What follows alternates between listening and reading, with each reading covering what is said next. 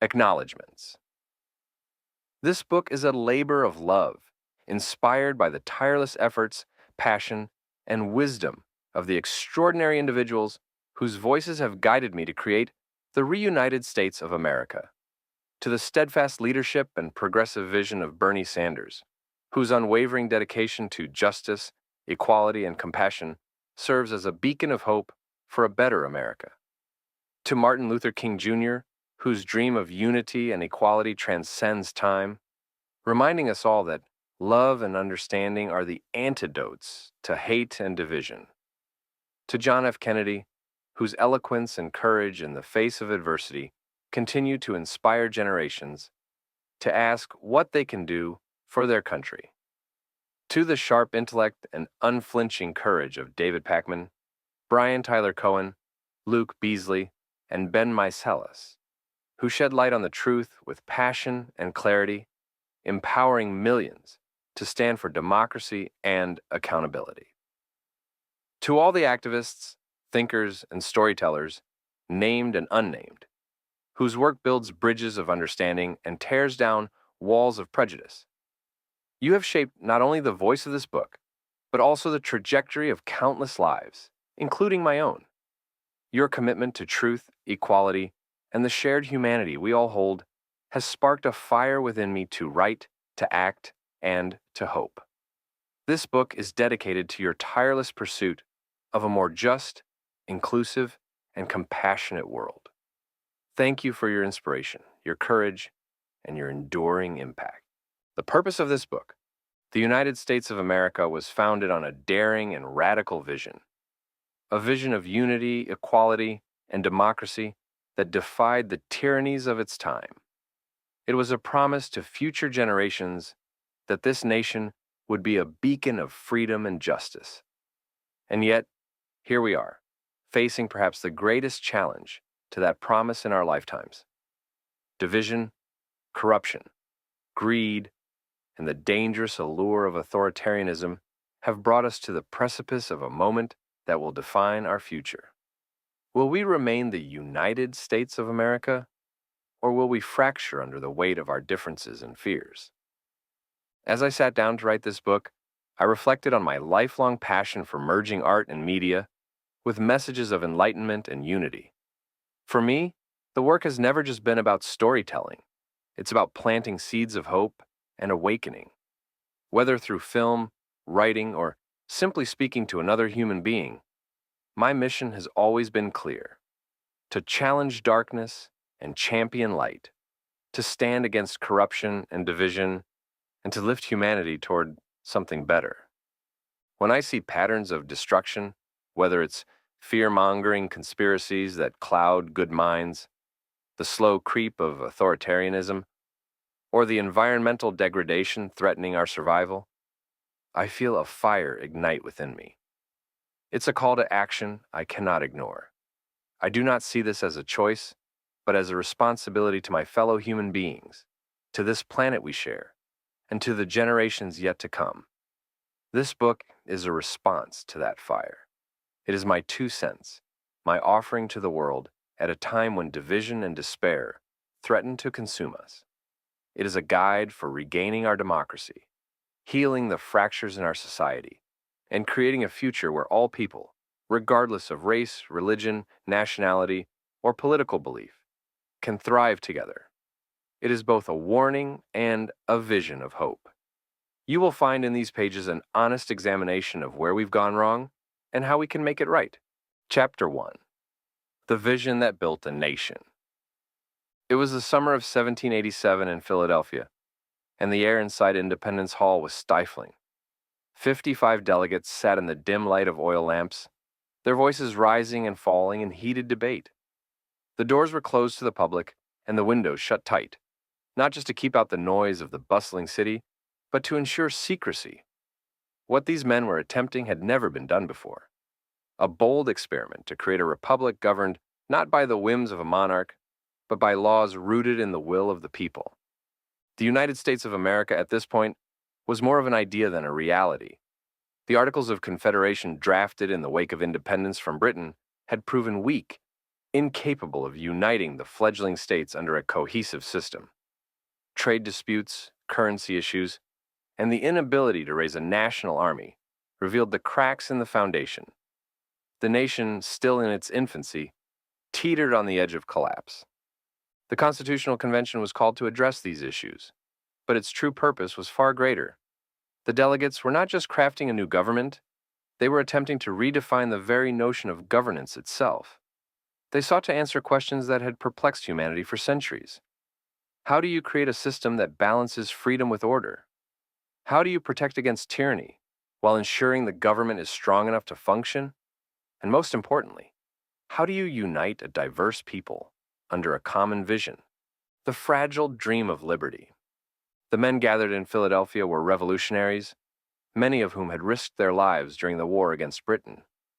They knew firsthand the dangers of unchecked power.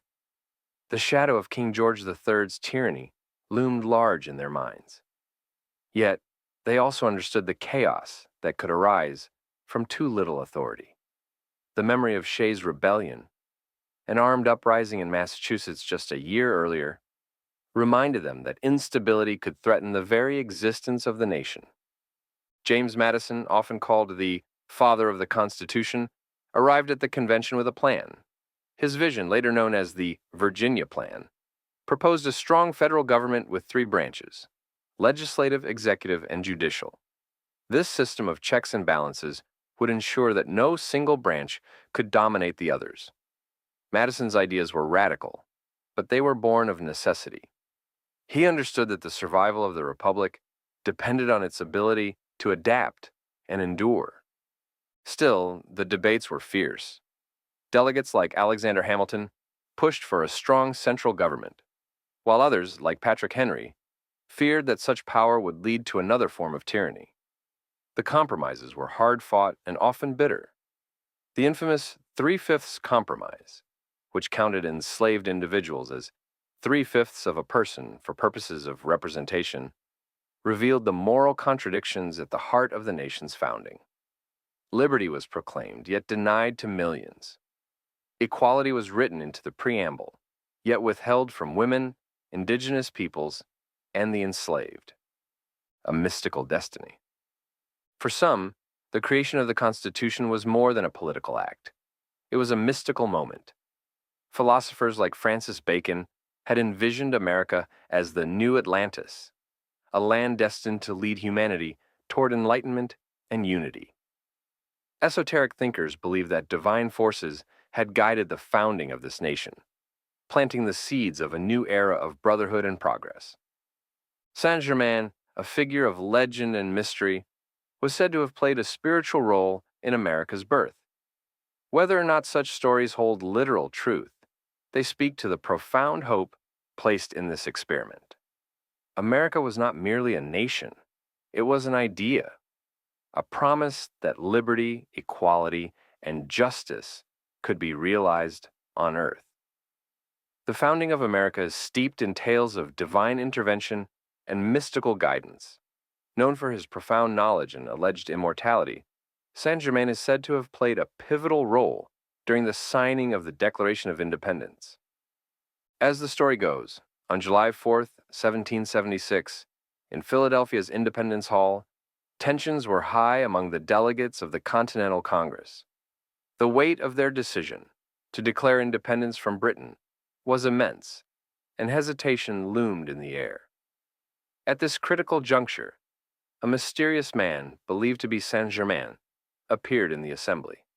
With a voice that commanded attention, he delivered an impassioned speech, urging the delegates to sign the document. His words ignited a fervor and resolve among the men, leading them to take the bold step of signing the Declaration. This account suggests that Saint-Germain's influence was instrumental in the birth of the United States, aligning with the vision of America as a new Atlantis. This concept, inspired by Sir Francis Bacon's work, envisioned a society founded on Enlightenment principles, scientific inquiry, and communal welfare. The idea was to create a nation free from monarchical rule, promoting liberty, knowledge, and unity. a vision that some believe was carried forward from the time of Merlin and King Arthur. While historical evidence of Saint Germain's presence at the signing is elusive, the legend supports the belief in America's higher purpose. It suggests that the nation's founding was a fulfillment of a divine plan to establish a society based on elevated human consciousness and universal principles. Embracing this perspective can serve as a reminder that the American experiment carries a spiritual mandate to advance human consciousness and societal well-being. Recognizing this potential reinforces the imperative to nurture and protect the nation's core principles, ensuring that the vision of a harmonious and enlightened society continues to guide its evolution. Yet, from the beginning, this promise was fraught with tension. The Constitution, for all its brilliance, was a document of compromises. It reflected the best and worst of humanity, the aspiration for freedom, and the acceptance of injustice. Over the centuries, the Constitution would face relentless tests. The Civil War exposed the deep divisions that had existed since the nation's founding. The Great Depression challenged its economic foundations. The Civil Rights Movement forced the nation to reckon with its unfulfilled promises. Each time, the American experiment bent but did not break. Each time, the vision of a more perfect union was called into question, yet it persisted. This resilience is not a testament to the perfection of the Constitution, but to the perseverance of the people it serves. The document itself was never meant to be static. Its framers designed it to evolve, to adapt to the needs of future generations. Amendments like the abolition of slavery, women's suffrage, and civil rights expanded its promise, proving that progress was possible, even if it was painfully slow. Today, that promise feels as fragile as it did in 1787. The checks and balances designed to prevent tyranny have been strained. The equal branches of government have been tested by corruption, partisanship, and the erosion of democratic norms. Misinformation spreads like wildfire, turning neighbors into enemies and truth into a casualty of political warfare. And yet, the story of America has always been one of persistence. It is not a tale of perfection, but of aspiration. The question we face now is whether we have the courage to rise to the challenge set forth by the founders. Can we protect the vision of liberty and equality in the face of division? Can we resist the forces that seek to undermine democracy and replace it with authoritarian rule? The answer lies not in the halls of power, but in the hearts of the people. The vision that built this nation, a vision of unity, freedom, and justice, still burns, but it requires us to carry the torch. It requires vigilance, courage, and a commitment to the ideals that make democracy possible. We must remember that the Constitution is not a relic of the past, but a living document, one that depends on our participation to remain alive. As we look back to the summer of 1787, we must also look forward. The story of America is not finished. It is a story we are still writing, and its next chapter depends on us. Will we rise to the occasion, or will we let the vision of a united democratic nation slip away? The choice, as it was then, remains ours. Chapter 2. How Democracies Fail. It begins quietly, a subtle shift in tone, a murmur of distrust, a slow chipping away at the pillars that hold a society together. Democracies rarely fall in a blaze of glory. Instead, they erode from within. The process is insidious, often disguised as progress or the will of the people. By the time the warning bells ring loud enough to wake the masses, the foundation has already cracked, and the walls are closing in. For all the power and promise of democracy, it has always been fragile, as much an idea as a system. It depends on the good faith of its leaders, the vigilance of its citizens, and the strength of its institutions. When any one of these falters, the structure begins to fail. And when all three collapse, democracy gives way to something darker, more sinister, a regime built not on liberty, but on control. The first cracks, Athens and Rome. The story of democracy begins in Athens, a city-state that dared to imagine a world where citizens, not kings, held the reins of power. It was a radical experiment, one that celebrated debate, dissent, and the collective decision-making of its people. For a time, Athens thrived. Its leaders, like Pericles, spoke of a government in the hands of the many, not the few. But even in its infancy, the seeds of its decline were sown. Athens fell not through invasion, but through internal division and mismanagement. Wealth inequality created an oligarchic elite that wielded disproportionate influence. Demagogues rose to power, exploiting the fears and frustrations of the populace. Cleon, a fiery orator, appealed to the basest instincts of the people, advocating policies of aggression and exclusion. As mistrust grew, the democratic process was weaponized, used to punish political enemies rather than advance the public good. In time, Athens succumbed to its own excesses, its democratic ideals buried under the weight of greed and corruption. Rome's story is no less tragic. The Roman Republic, a model of representative governance, thrived for centuries. Its intricate system of checks and balances was designed to prevent the rise of tyrants. Yet, as Rome expanded, so too did its challenges. The Republic grew wealthy, but that wealth was concentrated in the hands of a few. The Gracchus brothers, reformers who sought to redistribute land and wealth, were murdered for their efforts. Violence became a tool of political power, setting a precedent that would echo through the Republic's final days. Julius Caesar, a military hero with a populist touch, exploited this fractured system. His promises of stability and glory resonated with a weary populace. In 49 BCE, he crossed the Rubicon, defying the Senate and declaring himself the ultimate authority. The Republic's institutions, weakened by years of corruption and infighting, were unable to resist. By the time Caesar declared himself dictator for life, the Republic was already dead. Its fall was not the work of one man, but the culmination of decades of erosion, a slow surrender of principle for the sake of expediency. The 20th century's warning, the Weimar Republic. The collapse of the Weimar Republic remains one of the most chilling examples of democracy's fragility. In the wake of World War I, Germany was a nation in turmoil. The Treaty of Versailles had left it humiliated and impoverished, its economy shattered by hyperinflation. Millions of Germans, once proud citizens of a global power, found themselves desperate and disillusioned. Into this chaos stepped Adolf Hitler, a man whose rise to power would become the archetype of authoritarianism.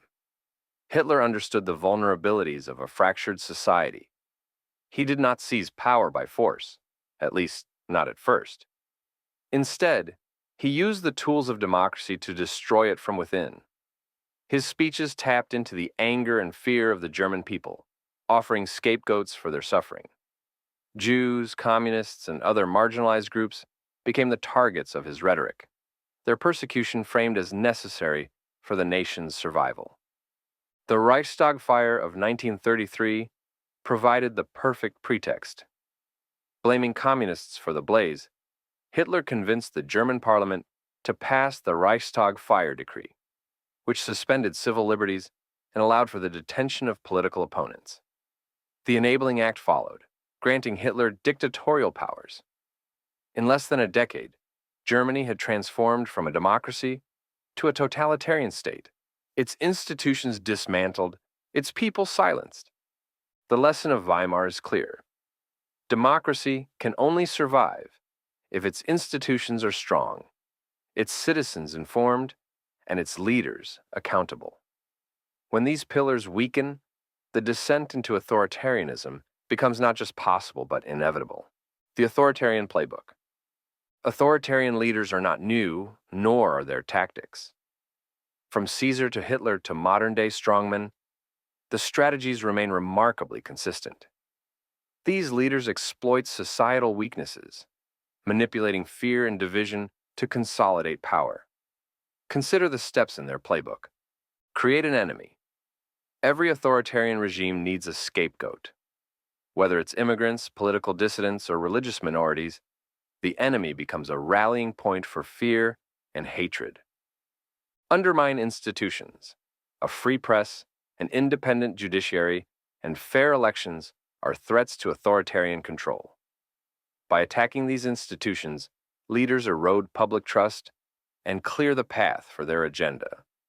Control information. Propaganda becomes a weapon, flooding the public with misinformation and silencing dissenting voices. Exploit economic hardship. Economic instability makes people vulnerable to promises of stability, even at the cost of liberty. Cultivate a personality. Charismatic leaders position themselves as saviors, fostering a cult of personality that discourages dissent. These tactics are not relics of history. They are alive and well today, visible in regimes from Russia to Turkey, and, disturbingly, in the United States. Echoes of history, the Trump era.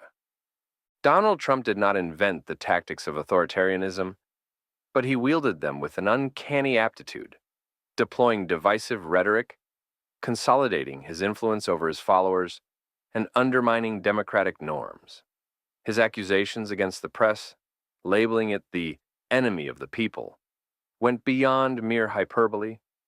They were a deliberate attempt to delegitimize the role of a free press in holding power to account, a hallmark of authoritarian regimes throughout history.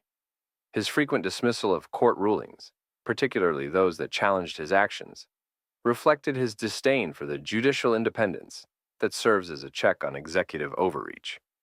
The January 6th insurrection stands as a glaring testament to how fragile democracy can become under sustained attack. The assault on the Capitol, fueled by Trump's rhetoric and refusal to concede his loss, was not merely an aberration, but the culmination of years of undermining public trust in electoral integrity. This event revealed the alarming extent to which Trump's base had been radicalized, willing to defy the foundational principles of peaceful power, transfer for the sake of a single man. What makes Trump's rise particularly alarming is the level of unwavering loyalty he inspired, even in the face of incontrovertible evidence of misconduct. His impeachments, criminal charges, and outright falsehoods were not merely dismissed by his base. They were often seen as badges of honor, proof that he was standing up against a so-called corrupt system. This is reminiscent of historical authoritarian figures, where the strongman's persona eclipses the rule of law.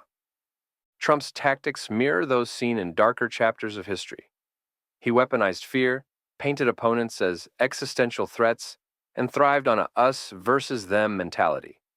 This polarization fed on deep-seated grievances, convincing millions that they were engaged in a culture war for the soul of the nation. Like Hitler's Germany, where propaganda and scapegoating fostered blind allegiance, Trump's America saw the weaponization of mistrust and division. The embrace of conspiracy theories, from QAnon to the big lie of election fraud, further deepened the rift. These falsehoods weren't just fringe ideas. They were mainstreamed, repeated by high-ranking officials and amplified by conservative media. This allowed Trump to maintain control over his narrative, regardless of facts, and fostered a sense of victimhood among his supporters. Trump's most potent weapon was his ability to connect emotionally with his base, often bypassing logic and appealing directly to their fears and desires. Through mass rallies, social media tirades, and his brash, unapologetic style, Trump cast a spell over millions. His supporters saw him not as a politician, but as a savior, a messianic figure who alone could fix a system they believed was rigged against them. This emotional resonance made his followers impervious to criticism or scandal. Allegations of sexual misconduct, corruption, and racism were brushed aside as either fabrications of a biased media or irrelevant to his ability to lead. This unwavering loyalty has often been compared to a cult-like following where dissenting voices within the group are silenced, and the leader's word becomes gospel. Trump's appeal wasn't just about policy, it was about style. His truculent demeanor, characterized by insults, belittling opponents, and an apparent relish for conflict, was celebrated as strength. This combative approach resonated with many who felt left behind by globalization, urbanization, and cultural shifts. For these supporters, Trump's belligerence was not a flaw, but a feature, proof that he was fighting for them against a world they felt had forgotten them. This ethos of conflict extended to every aspect of his presidency. His relationships with allies were strained, his rhetoric toward adversaries was erratic, and his domestic policies often reflected a zero-sum game, whether it was trade wars, immigration crackdowns, or his handling of protests. Trump thrived on division, ensuring that every issue became a battle between real Americans and the other. Trump's presidency exposed vulnerabilities in American democracy that many had long taken for granted. The reliance on unwritten norms, the assumption of goodwill among leaders, and the expectation of peaceful transitions of power were all called into question. His repeated claims of a stolen election, resulting in the Capitol attack, proved just how easily these norms could be eroded. The Trump era is a reminder that history often repeats itself, and the character of our leaders is integral to shaping the future of a nation. America's foundations were built on the rejection of monarchy, dictatorship, and the concentration of power in the hands of one individual. The Declaration of Independence envisioned a land where liberty, justice, and unity would prevail. A vision born of sacrifice and a belief in humanity's potential for goodness. But that vision is fragile.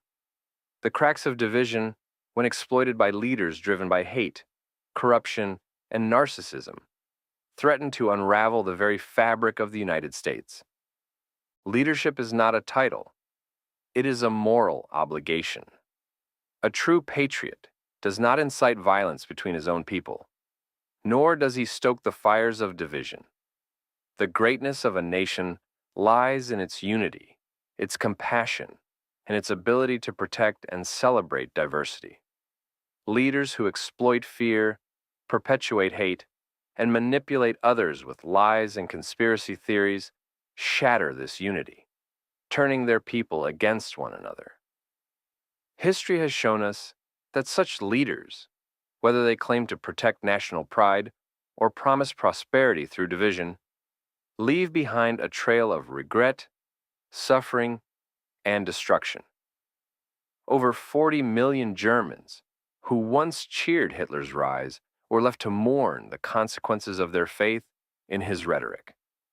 The rise of Trump and his presidency teaches us a fundamental lesson.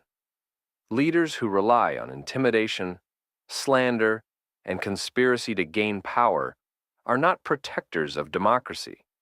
They are its adversaries. A true leader cherishes the dignity of every person, seeking unity and compassion over pride and hatred.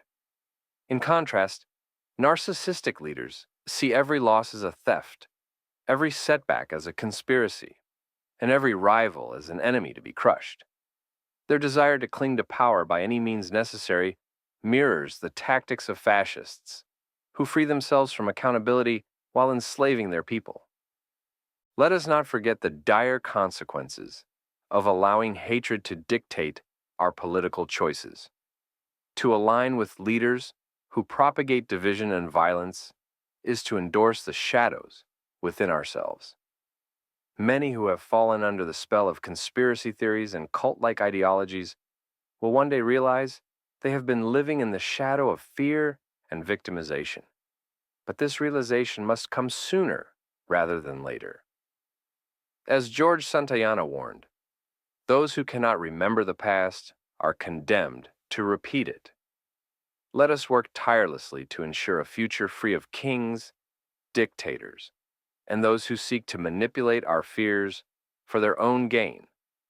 The spiritual path teaches us that compassion flourishes when we see beyond labels and stereotypes, recognizing the inherent worth of every person. The nations that will thrive in the future will be those led by individuals whose hearts know no hatred, whose visions are inclusive, and who embrace the shared humanity of all people. Prejudice is not an inherent trait. It is manufactured by those who seek to divide us for their own purposes. As citizens, we must reject leaders who trade in the currency of division and instead champion those who embody love for humanity.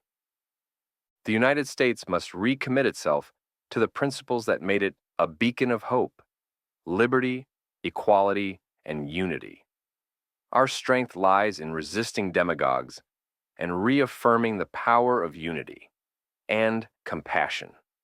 When we embrace our shared humanity and see beyond the narrow confines of fear, we can protect the soul of this nation.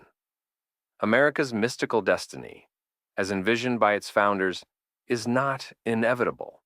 It is a choice.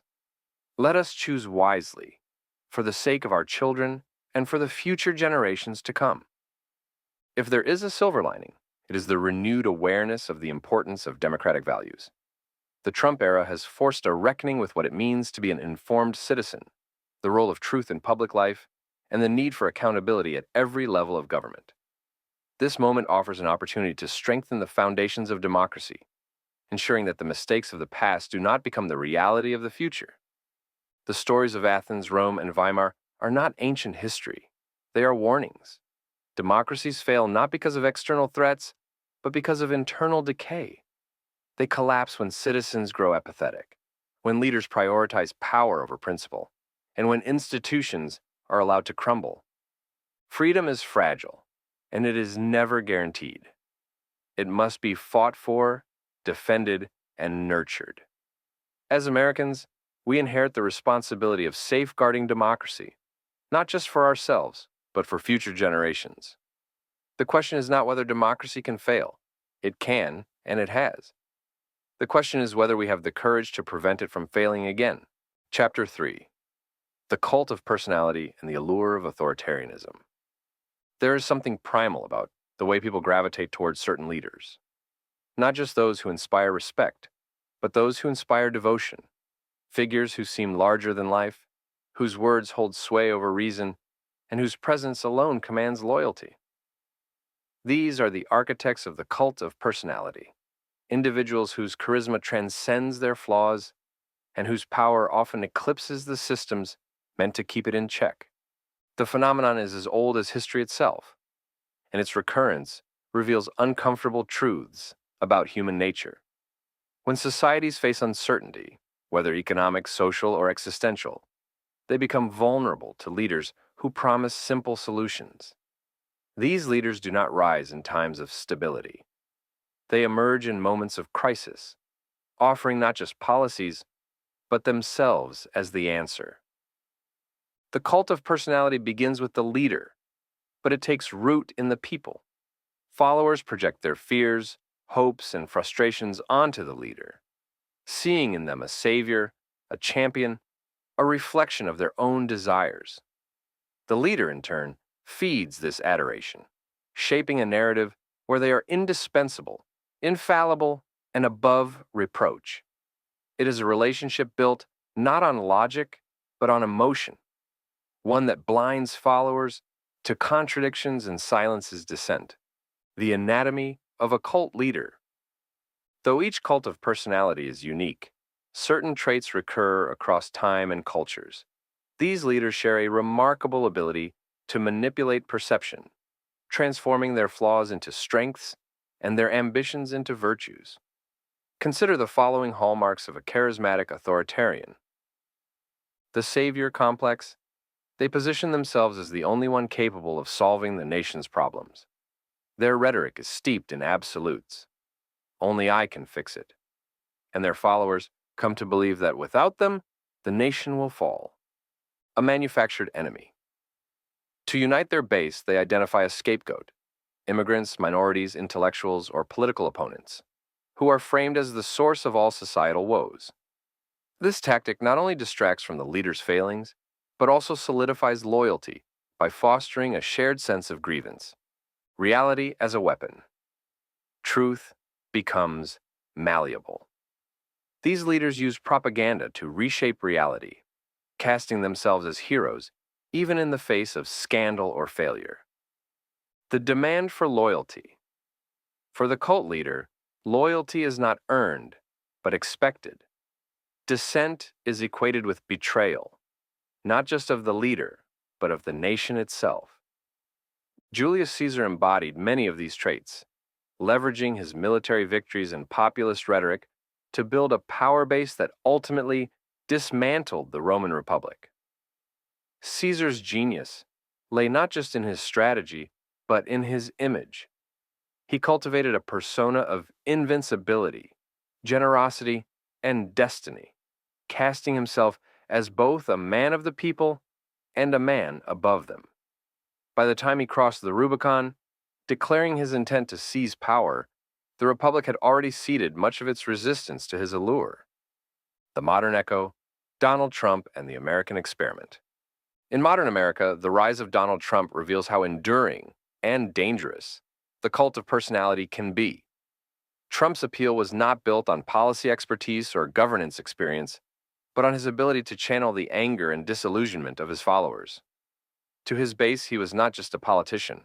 He was a symbol of defiance against the establishment, a figure who promised to tear down the system that had failed them.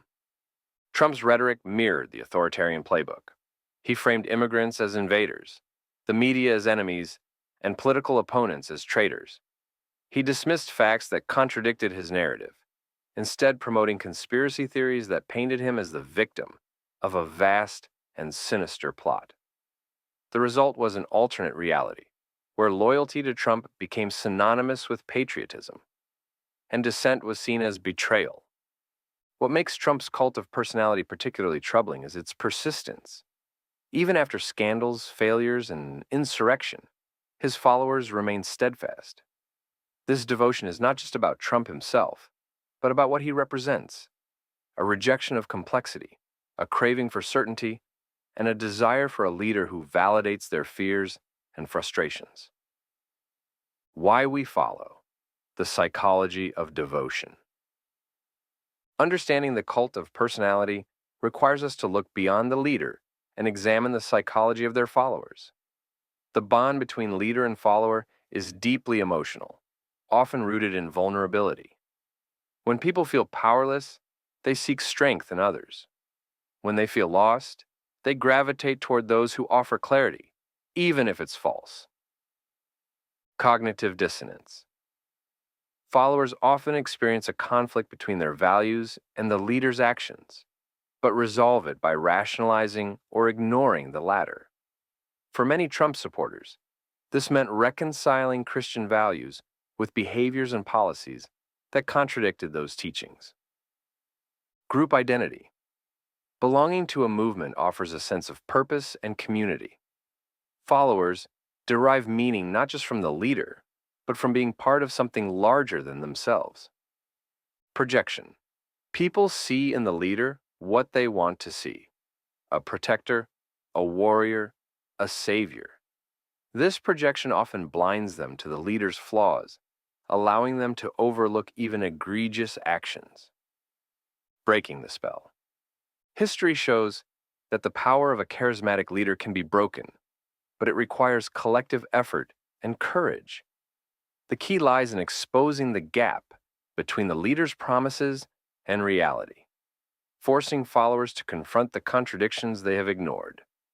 This is not an easy task. It requires strong institutions, independent media, and a society willing to question its assumptions. Germany, after the fall of Hitler, offers a sobering example. It took the devastation of war and the exposure of atrocities for many Germans to recognize the lies they had believed. Even then, the process of denazification was slow and painful, requiring decades of education and reckoning. In America, the question remains whether the lessons of history can be heeded before it's too late. The persistence of Trump's cult of personality, even in the face of overwhelming evidence of his failings, shows the need for vigilance.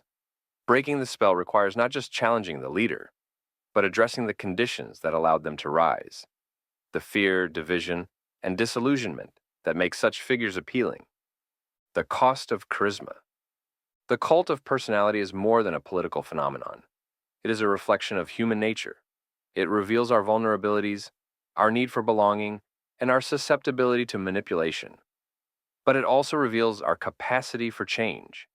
History shows that while charismatic leaders can consolidate power, they cannot hold it indefinitely.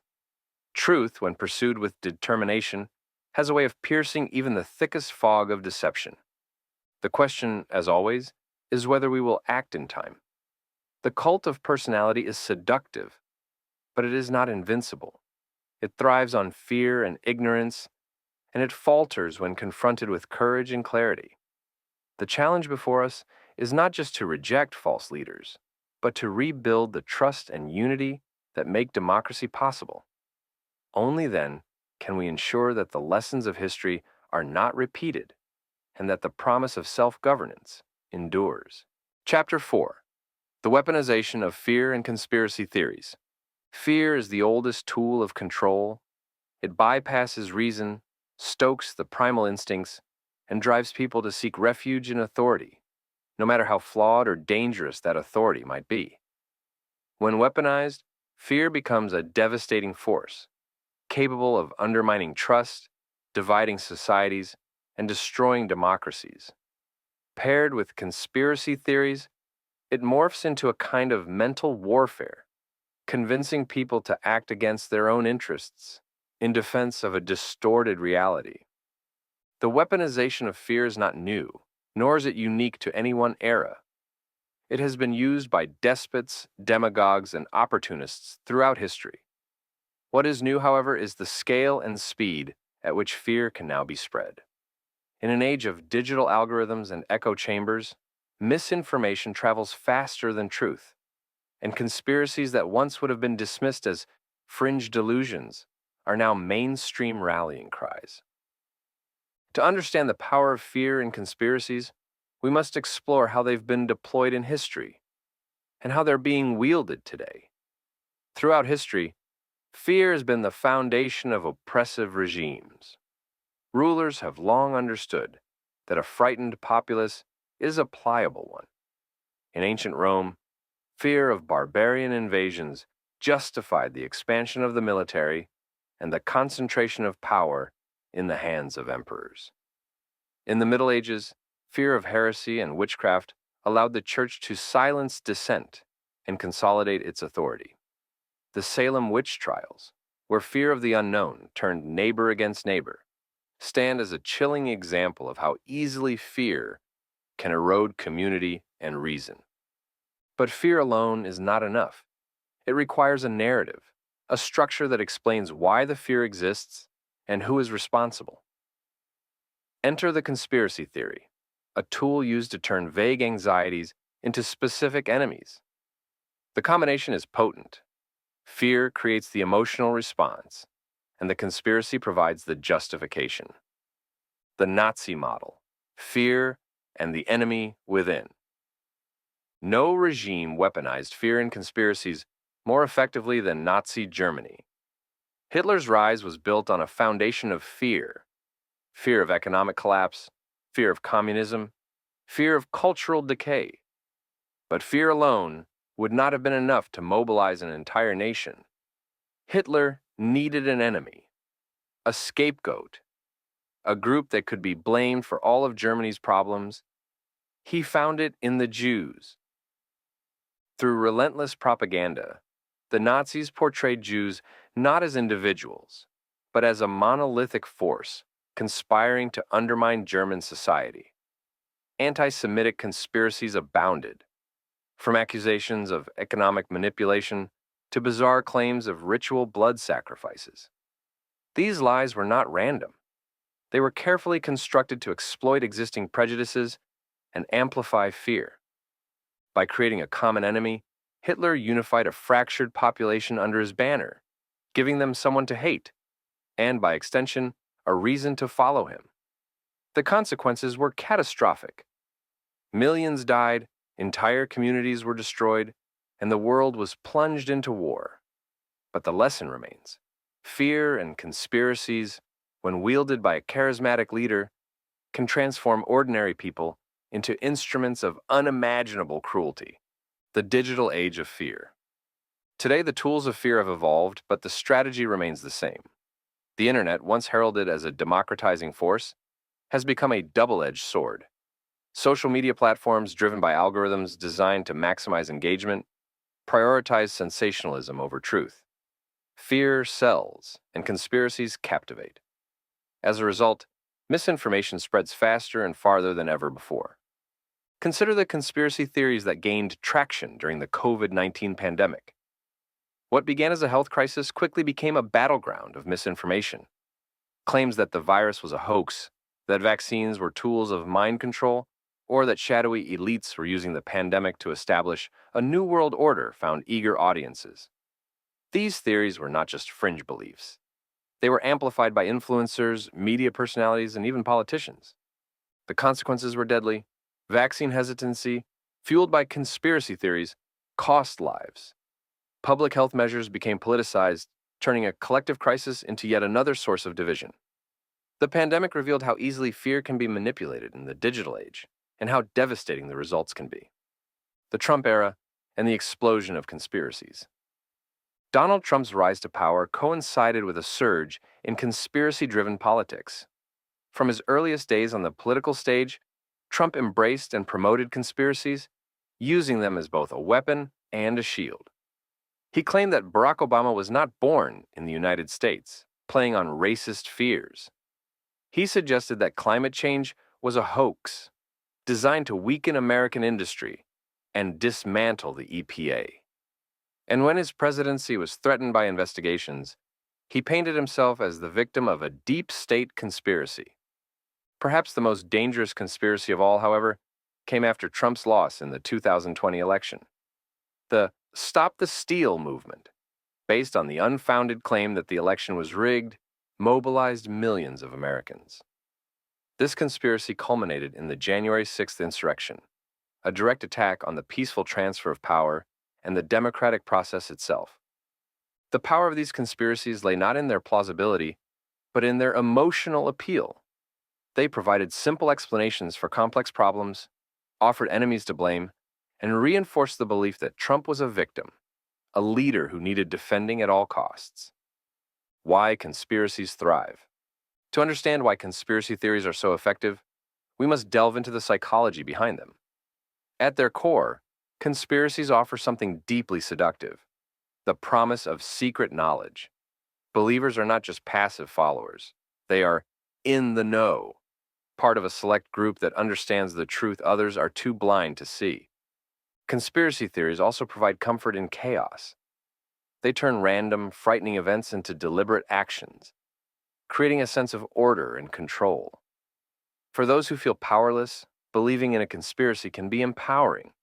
It offers an explanation for their struggles and a target for their anger. Finally, conspiracies thrive on tribalism. By creating an us versus them dynamic, they deepen divisions and reinforce group identities. In this environment, facts matter less than loyalty to the group and its leader.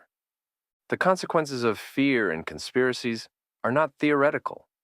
They are real and measurable. They undermine trust in institutions, polarize societies, and make collective action nearly impossible. When people are consumed by fear, they are less likely to listen, to cooperate, or to compromise. Democracy depends on shared truth, but fear and conspiracies shatter that foundation. Breaking the cycle. The weaponization of fear and the spread of conspiracy theories, while pervasive, is not an inescapable fate for society. It thrives in the shadows of ignorance, mistrust, and isolation, but it can be countered through deliberate and collective effort. Addressing this challenge requires commitment at every level: education, governance, media, and interpersonal relationships. Breaking the cycle is not only possible, but necessary for the survival of a healthy democracy. Education is the foundation of a resilient society. The ability to think critically and discern fact from fiction is not innate. It must be taught and nurtured. In a world saturated with information, Teaching media literacy is essential. This goes beyond simply knowing how to use technology. It involves equipping individuals with the tools to question sources, evaluate evidence, and understand the motives behind what they consume. By embedding critical thinking into school curriculums and lifelong learning initiatives, society can inoculate itself against the seductive pull of emotional manipulation and propaganda. An educated populace is far less likely to fall victim to the false promises of demagogues and the divisive narratives of conspiracy theorists. Transparency is another critical pillar in dismantling the machinery of fear. When governments and institutions operate in secrecy or fail to address public concerns honestly, they sow the seeds of distrust that conspiracy theories thrive upon. Transparency does not mean the absence of discretion, but rather a commitment to open communication and accountability. Leaders must engage with their constituents, addressing legitimate fears and dispelling unfounded ones. Trust, once broken, takes time to rebuild, but the effort is vital. Transparent governance is not a luxury. It is a necessity in a society where cynicism and suspicion have become the default response to authority. The role of media, particularly social media platforms, cannot be overstated in this fight. These platforms have become the modern public square, amplifying voices and narratives at unprecedented scales. Yet, the algorithms that prioritize engagement over truth have created fertile ground for misinformation to spread like wildfire. Media accountability is essential. Social media companies must take responsibility for the content they amplify, instituting systems that elevate verified information over sensationalism. This is not about stifling free speech, but about fostering an informed citizenry. Traditional media outlets, too, must prioritize ethical journalism over ratings, understanding their role as stewards of truth in a time of rampant misinformation. Finally, empathy and dialogue are perhaps the most human and transformative tools available in breaking the cycle of fear and division. Fear thrives in isolation, feeding on the unknown and the misunderstood. By building bridges of understanding and connection, individuals can humanize the other, reducing the appeal of scapegoating and divisive rhetoric. This is not easy work. It requires courage, patience, and a willingness to listen. But history has shown that when people come together, fear loses its grip. Initiatives that foster dialogue across political, cultural, and religious divides can create a tapestry of shared humanity, weakening the forces that seek to divide. Breaking the cycle of fear and conspiracies is not a task for one group or institution. It is a collective responsibility. It requires a society-wide commitment to education, transparency, accountability, and empathy. In doing so, humanity can reclaim the truth and rebuild the trust necessary for a thriving democracy. The process is arduous, but the alternative, a world ruled by fear and disinformation, is far more perilous. Through deliberate and united action, society can illuminate the shadows where fear and conspiracies thrive, fostering a world guided by wisdom, understanding, and hope. The fight for truth. Fear has always been a formidable weapon, used by those seeking to control, divide, and manipulate. It capitalizes on uncertainty, exploiting our deepest anxieties and vulnerabilities. Yet, throughout history, truth has proven to be a far more enduring force. While lies may spread rapidly, capturing the imagination of the disillusioned and the desperate, they are ultimately unsustainable, crumbling under the weight of evidence and reason. The challenge, however, is in ensuring that truth reaches people quickly enough to counteract the damage wrought by falsehoods. The weaponization of fear and conspiracy theories is not merely a political or social phenomenon. It is a profound test of our democracy, our institutions, and our shared humanity. Fear thrives in the absence of clarity and trust, feeding on the unknown and magnifying divisions. When wielded effectively, it creates a landscape where facts are questioned, reality is distorted, and mistrust permeates every corner of society. This is the terrain on which authoritarianism thrives, where the seeds of division blossom into oppression and chaos. Meeting this test requires more than a passive hope for better days. It demands vigilance, courage, and an unwavering collective commitment to resisting manipulation. Vigilance means recognizing the tactics of those who seek to exploit fear for their gain, whether they be politicians, corporations, or influencers, and refusing to succumb to their narratives. Courage means standing up for the truth, even when it is inconvenient or unpopular, and even when it pits us against the tides of public opinion or entrenched power. Commitment means ensuring that our institutions, our media, and our communities remain steadfast in their dedication to transparency, integrity, and unity. The stakes could not be higher. When lies go unchecked, they erode the foundation of trust upon which democracy stands. They fracture relationships, undermine public confidence, and create fertile ground for extremism. But when truth is defended, when facts are championed and transparency is prioritized, it has the power to bring people together, to rebuild bridges torn apart by division, and to inspire hope in the possibility of progress. The lessons of history are as clear as they are compelling. Time and again, we have seen how fear divides and paralyzes, but we have also witnessed the redemptive power of truth to heal, unite, and inspire. Truth is not an abstract ideal. It is a living, breathing force, one that demands our vigilance and valor to defend it. As we face the weaponization of fear in our time, we must remember that fear's grip is only as strong as our willingness to submit to it. President Franklin D. Roosevelt, facing the daunting challenges of a nation gripped by economic despair and global conflict, delivered a timeless reminder: the only thing we have to fear is fear itself. These words echo across generations, urging us to confront our uncertainties and rise above the forces that seek to divide us. In the fight for truth, let us hold fast to this wisdom, understanding that fear can only win when we allow it to. The truth will always be our greatest weapon, our most resilient shield, and our guiding light in times of darkness. Chapter 5: Religion and Nationalism, Tools of Division.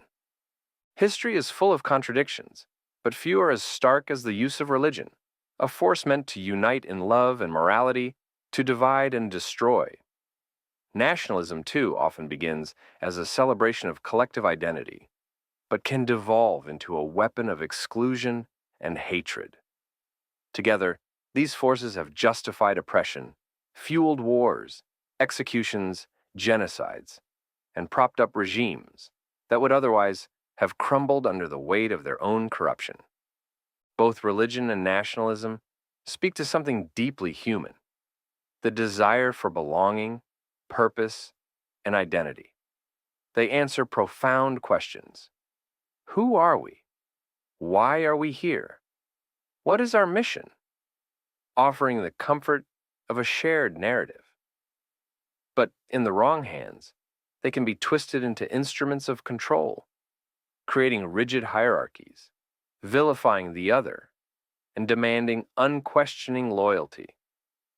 The folly of adhering rigidly to the hateful dogma of one's religion, while neglecting the universality of spiritual truth, lies at the heart of humanity's enduring division. Religion, when rooted in judgment and condemnation of non-believers, becomes a tool of exclusion rather than a path to enlightenment. This is not to say religion itself is inherently flawed, but when it becomes a one-way street, a rigid framework demanding blind allegiance, it blinds its followers to the boundless beauty of spiritual teachings that transcend any single text, creed, or tradition. Most people are unaware of what spirituality truly means.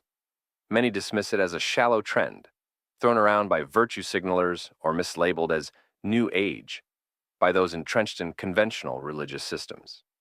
Religious extremists, in particular, cling so tightly to their exclusive doctrines that they fail to see the richness and universality of the spiritual teachings found in other cultures and faiths. This adherence to one-way thinking not only limits personal growth, but also perpetuates division among people who, at their core, are searching for the same divine connection. The mistake is not just individual, it's a collective failing of our species. We have time and again refused to see the unifying thread that runs through all spiritual traditions. The core teachings of the great masters, Jesus, Buddha, Krishna, Rumi, Lao Tzu, and countless others, are fundamentally the same. They teach love, compassion, forgiveness, non-judgment, healing, and inclusivity. These principles are universal, yet man's ego-driven desire to be right has fractured this universal truth into competing dogmas. The spiritual journey is expansive and inclusive, while religious dogma often narrows and confines. Spirituality invites us to see ourselves in others, to recognize the divine spark in every soul.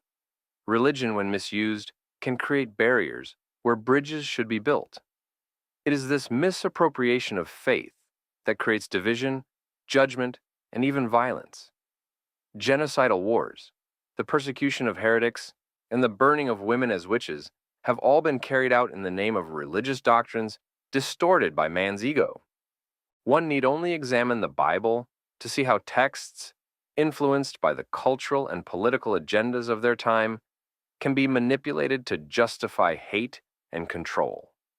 Passages instructing violence, endorsing slavery, and dehumanizing women are stark reminders of how sacred texts can be twisted. For example, verses such as, "Anyone else who goes too near the tabernacle will be executed," Numbers 1:48-51, or, "Now kill all the boys and all the women who have slept with a man. Only the young girls who are virgins may live. You may keep them for yourselves." Numbers 31:7-18 reflect not the voice of a loving God, but the cultural and political influences of the time. These verses, taken literally, cannot embody the universal message of love and compassion that true spirituality represents. Even within Christianity, Jesus' true teachings emphasize unconditional love, non-judgment, and universal redemption. Yet, much of this has been overshadowed by fear-driven indoctrination and the Church's insistence on exclusivity. Jesus did not come to divide, but to unite, to awaken humanity to the kingdom of God within. This awakening transcends any single book or doctrine written by the hands of men. The danger of religious exclusivity becomes even more apparent when religion is fused with nationalism. This toxic combination creates fear-based rhetoric that divides societies and pushes hatred on those deemed other. This is precisely why the founding fathers of America, with their vision of a nation free from tyranny, crafted a constitution that enshrines the separation of church and state. They understood the perils of intertwining religion and governance, having witnessed firsthand the violence and persecution that ensue when faith is weaponized. Universal spirituality, unlike religion, does not claim exclusivity. It does not seek to convert or condemn, but to unite and uplift. It reminds us that every individual's path is unique, shaped by their experiences and perspective. This inclusivity is what the world desperately needs. A shift from the rigid confines of religious dogma to the liberating embrace of universal spiritual truths. The greatest mistake we can make is to ignore this universal thread and cling instead to divisive doctrines. The great mystics and spiritual masters from all cultures teach to see beyond labels and judgments, recognizing the interconnectedness of all life. This perspective naturally moves an individual to feel compassion, unity, and a profound sense of oneness with all beings. Religion, for all its beauty and potential, cannot achieve this on its own. It must merge into a broader, more inclusive understanding of all spiritual paths. As a species, we stand at a crossroads. We can continue to let our differences divide us, or we can embrace the universality of spiritual principles that have been echoed by the great masters throughout history. The choice is ours. but the consequences are profound. A world united by love, compassion, and understanding is within our reach, but only if we are willing to let go of the judgment and division that have held us back for so long. In this, the teachings of our spiritual predecessors are clear. We are all one, and the path forward is not through exclusion, but through unity. The Crusades, killing in the name of God. To understand how God has been weaponized, we must trace their path through history, from the Crusades to Nazi Germany to the modern fusion of Christian nationalism and politics in America. Only then can we begin to dismantle the systems that allow them to divide us. The medieval Crusades are often romanticized as a clash of civilizations, a battle between Christendom and Islam for control of the Holy Land. But beneath the surface lies a darker truth. The Crusades were as much about power and politics as they were about religion. Popes and kings used faith as a rallying cry to consolidate their influence, turning piety into a justification for conquest. The call to arms, Deus vult, or God wills it, transformed ordinary men into warriors, convinced they were fighting not just for land, but for their souls. The enemy was no longer merely a political rival, but a heretic, an infidel, an existential threat to their way of life. This framing made the brutality of the Crusades not just permissible, but righteous. Whole villages were massacred, cities burned, and cultures destroyed, all in the name of God. But the Crusades didn't just pit Christians against Muslims. They deepened divisions within Christendom itself. As European monarchs jockeyed for dominance, they used religious fervor to mask their political ambitions. The result was centuries of bloodshed and a legacy of mistrust that lingers to this day. Nazi Germany, the poisonous fusion of religion and nationalism. The Third Reich offers one of the most chilling examples of how religion and nationalism can be wielded as tools of division. Adolf Hitler understood the power of symbols and narratives, blending Christian imagery with Aryan mythology to create a unifying ideology. Religion was not just co-opted, it was weaponized. The Nazis used religious language to justify their persecution of Jews, framing them as Christ killers and enemies of the German Volk. Churches that resisted were silenced or co-opted into the regime. Many clergy, cowed by fear or seduced by nationalism, became complicit in spreading hate. The fusion of religion and nationalism created an us versus them mentality that dehumanized millions. Jews, Romani people, and other marginalized groups were not just seen as different, they were framed as existential threats to the purity and survival of the German people. This narrative paved the way for the Holocaust, a genocide rooted not just in racism, but in the toxic intertwining of religious and nationalistic fervor. America's Christian nationalism, a modern battle. In America, the relationship between religion and politics has always been fraught. The Founding Fathers, wary of the entanglements that had plagued Europe, enshrined the separation of church and state in the Constitution. But that separation has never been absolute. From the Puritans' vision of a city upon a hill to the civil rights movement's invocation of biblical justice, religion has shaped America's identity in profound ways. In recent decades, however, a new form of Christian nationalism has emerged, one that blurs the line between faith and patriotism, turning both into tools of division. This movement frames America not as a pluralistic democracy, but as a Christian nation under siege. Immigrants, LGBTQ+ individuals, and secular liberals are cast as threats to the country's moral fabric, while political leaders who espouse these views are portrayed as saviors. The rhetoric is seductive because it offers certainty in uncertain times. It provides a clear sense of identity. We are the righteous, and a clear enemy. They are the sinners. But this worldview is deeply corrosive. It turns political disagreements into moral crusades, making compromise impossible. It reduces complex issues to black and white absolutes, stifling meaningful dialogue. And it distorts the teachings of Christianity, replacing love and humility with fear and judgment.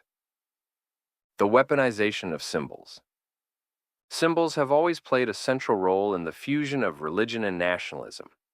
They distill complex ideas into powerful images, rallying people to a cause with visceral immediacy.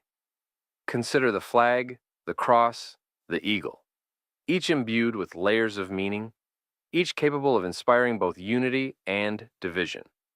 The swastika became a sacred emblem, a distorted cross that symbolized purity and power. Nazi propaganda often portrayed Hitler as a messianic figure, sent to redeem Germany from its humiliation after World War I to make Germany great again. In America, the flag has become a battleground. For some, it represents freedom and sacrifice. For others, inversion or alterations have made it mean exclusion and division. The Bible, too, has been weaponized, its verses cherry-picked to support political agendas while ignoring its broader message of compassion and justice. The danger lies not in the symbols themselves, but in their misuse. When a leader wraps themselves in the flag or wields the Bible as a prop, they are not simply appealing to patriotism or faith. They are sending a message. I am the embodiment of these ideals. This conflation of leader and symbol is the essence of authoritarianism, a tactic used to suppress dissent and demand loyalty. The fusion of religion and nationalism is undeniably powerful, but it's not inevitable. History shows us that these forces, often wielded to divide, can be separated, and their destructive potential diffused. The solution lies in reclaiming both faith and patriotism from those who would weaponize them for personal or political agendas. Reclaiming faith means returning it to its purest form, a force that transcends borders, ideologies, and dogma. True spirituality is rooted in love, humility, and service, not in fear or exclusion. Martin Luther King Jr. embodied this beautifully. He didn't use faith to separate people, but to unite them. For him, the fight for civil rights wasn't just a political struggle. It was a moral calling, rooted in universal truths about equality and human dignity. Patriotism, too, needs to be redefined. It isn't about blind loyalty or unquestioning allegiance. True patriotism is about holding our nation accountable to its highest ideals. It's about striving for justice, not just for a select few, but for everyone. To truly love your country is to believe in its potential to rise above its flaws, to embody fairness and equity, and to be a place where justice isn't a privilege, but a birthright. Reclaiming these ideals is how we move beyond division and toward a future built on unity, compassion, and progress. Both tasks require courage. It is far easier to follow a leader who promises certainty than to wrestle with the complexities of truth. But the rewards of reclaiming these forces are immense. A society where faith inspires kindness, not cruelty. A nation where patriotism is about national unity, not ethnocentrism or political polarization. A higher calling. Religion and nationalism have often been used to divide, but they hold the potential to unite. When stripped of their distortions, both can serve as powerful forces for good.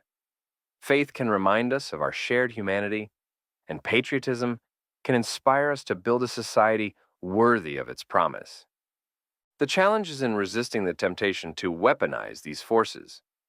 It requires vigilance, humility, and a commitment to the ideals that transcend any one leader, movement, or moment in history. For when religion and nationalism are reclaimed, they cease to be tools of division and become instruments of hope. Chapter 6: Prophecies and the End Times Syndrome.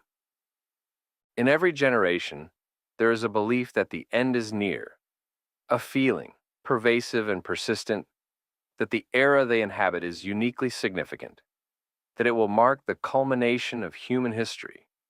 The end times narrative is as old as civilization itself, arising in moments of uncertainty and upheaval. It is a belief shaped by fear, fueled by chaos, and often manipulated by those seeking power. At its core, the allure of the end times is deeply narcissistic. It assumes that one's own place in history is more important than those who came before or will come after. It amplifies human frailty into cosmic consequence, framing natural cycles of change as existential threats. While this belief can inspire resilience and collective action, it can also be weaponized, turning fear into control and self-importance into division. From religious prophecies to esoteric predictions, the end times narrative has shaped societies for centuries, often leading to catastrophic consequences. In America, the rhetoric of apocalypse has been seamlessly woven into the fabric of political and cultural discourse, used to justify everything from wars to environmental neglect. To understand its power, we must first trace its origins and explore how it continues to shape our world today. The ancient origins of apocalyptic thinking. The concept of an apocalypse or revelation has its roots in ancient religions. In the Jewish tradition, the book of Daniel foretells a time of great tribulation, followed by the establishment of God's eternal kingdom.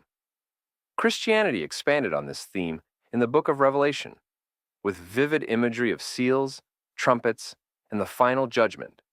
These texts were not merely warnings, they were calls to faith and perseverance, offering hope to communities facing persecution and despair.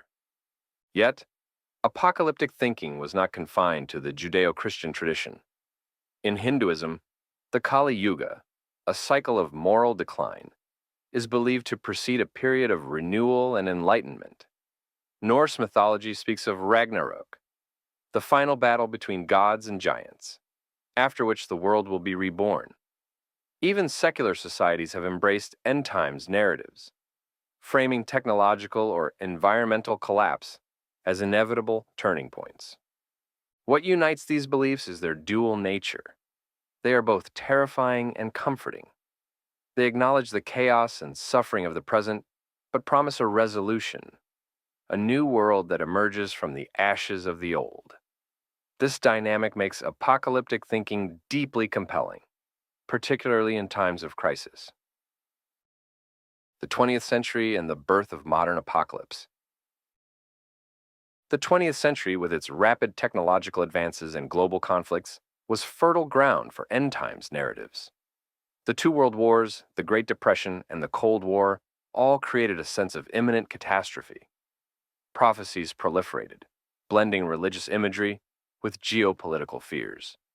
The atomic bomb, with its potential to annihilate humanity, became a symbol of modern apocalypse, inspiring movements for disarmament and survivalism alike. Yet, the century also gave rise to a new kind of apocalyptic thinking, the belief that humanity could destroy itself not through divine judgment, but through its own hubris. Rachel Carson's Silent Spring warned of environmental collapse, while Carl Sagan's Pale Blue Dot urged humanity to recognize its fragility and interdependence. These warnings were not merely pessimistic. They were calls to action, emphasizing the need for collective responsibility. At the same time, apocalyptic thinking became a tool of control. Political leaders invoked existential threats to justify military interventions, surveillance programs, and restrictions on civil liberties. The Red Scare of the 1950s, driven by fear of communist infiltration, led to blacklists, loyalty oaths, and widespread paranoia. Fear of the other became a rallying cry, dividing nations and undermining democracy. Today is no different. They called Bernie a socialist, Biden a communist, and Harris a Marxist, just recycled fear-mongering from the old US versus them playbook of the 1950s. For the last 87 years, conservative Republicans have been yelling socialism and communism at every initiative designed to help most Americans. The century's narcissism. We are the end. The belief that one's own time is the most significant in history is not unique to any era, but it has taken on new dimensions in the modern age. Advances in communication technology have amplified this narcissism, creating a constant feedback loop of information, fear, and self-importance. Social media, with its emphasis on individual narratives, has turned every event into a personal crisis, every headline into a harbinger of doom. This century's narcissism is evident in the resurgence of apocalyptic conspiracy theories. From QAnon to the Great Reset, these narratives frame global events as orchestrated by shadowy elites, feeding a sense of paranoia and powerlessness. They thrive on the human need to find meaning in chaos, offering simple explanations for complex problems. Yet, they also serve as tools of manipulation, distracting from systemic issues that create even more division. The consequences are profound. When people believe they are living in the end times, they are less likely to invest in the future. Environmental degradation, political corruption, and social inequality are dismissed as inevitable, rather than challenges to be addressed.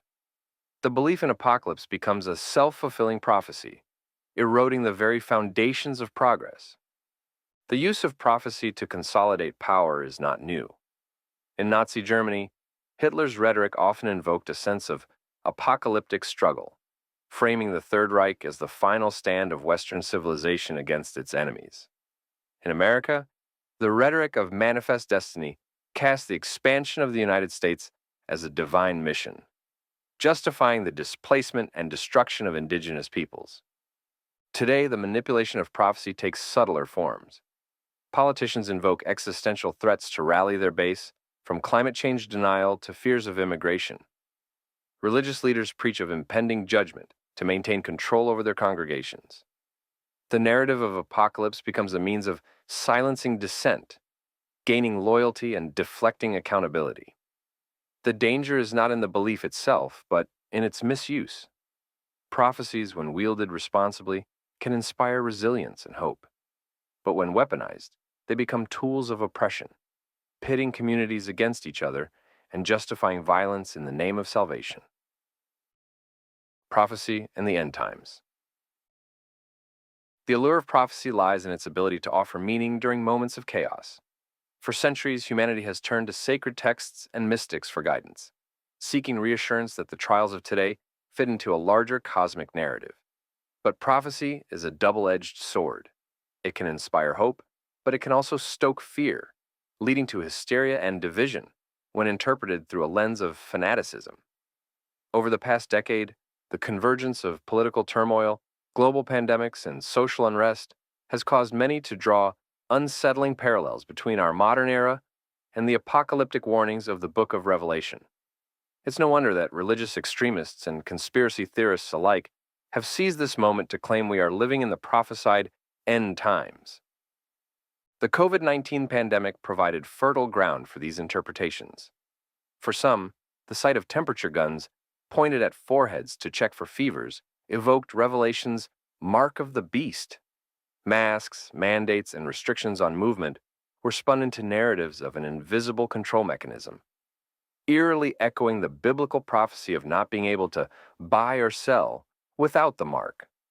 The fear of contagion mirrored a plague-like reckoning, while the mass death toll and economic collapse fed into the idea of divine punishment. This collective unease made people vulnerable to manipulation, particularly by leaders who capitalized on their fears to consolidate power. This brings us to the striking similarities between the prophecies of Revelation and the political rise of Donald Trump. Revelation describes a beast who speaks with great blasphemies, deceiving the nations and commanding adoration through charismatic appeal. For those who watched Trump's ascent to power, it's hard not to notice how closely his persona aligns with this archetype. The constant boasting, the divisive rhetoric, the blurring of truth and lies, these qualities made him both a polarizing figure and an object of near worship for his followers. Millions saw him as a savior, a strongman who could drain the swamp and restore a mythical version of America that never truly existed. Others saw him as a threat to democracy, a demagogue whose power rested on exploiting division and fear. Religious fanaticism amplified this narrative. Evangelical leaders declared Trump anointed by God, despite his lifestyle and values being antithetical to their teachings. Ironically, this is a phenomenon that Revelation predicts: a counterfeit savior who embodies the moral bankruptcy of the people who follow him. According to prophecy, the Antichrist doesn't appear as a monster, but as someone relatable, someone who mirrors the desires and flaws of the society that elevates him. This pattern repeats throughout history, but in the modern era, with social media amplifying every word and image, the parallels to Revelation became almost too uncanny to ignore. Adding to the intrigue is the work of Dolores Cannon, whose channeled conversations with Nostradamus spoke of a cleansing in America. Cannon described a vision of corruption and greed at the highest levels of government, leading to a dramatic reckoning. According to her interpretation, a third or fourth ranking leader would temporarily rise to power amidst the fallout, symbolizing a necessary shift to restore balance. Though written decades ago, these predictions resonate with recent political events, including resignations, impeachments, and the chaotic aftermath of elections. Cannon's imagery of a nation brought to its knees by its own hubris feels less like distant prophecy and more like a cautionary tale playing out in real time. The prophecies of Revelation and Nostradamus share a common thread. They are reflections of human nature. They reveal how easily fear can lead to the rise of authoritarian figures, how division can erode the fabric of society, and how the collective consciousness of a people often manifests in the leaders they choose. Trump's presidency wasn't an anomaly. It was a symptom. His rise was a mirror held up to America, reflecting a society fractured by misinformation, tribalism, and the allure of quick fixes offered by false saviors. This moment in history underscores the dangers of religious extremism and its tendency to distort spiritual truths into tools of control. When fear dominates the narrative, it becomes easy to cast neighbors as enemies, to turn political opponents into literal demons or pedophiles, and to trade freedom for the illusion of safety. The apocalyptic fervor we witnessed wasn't just about Trump or the pandemic.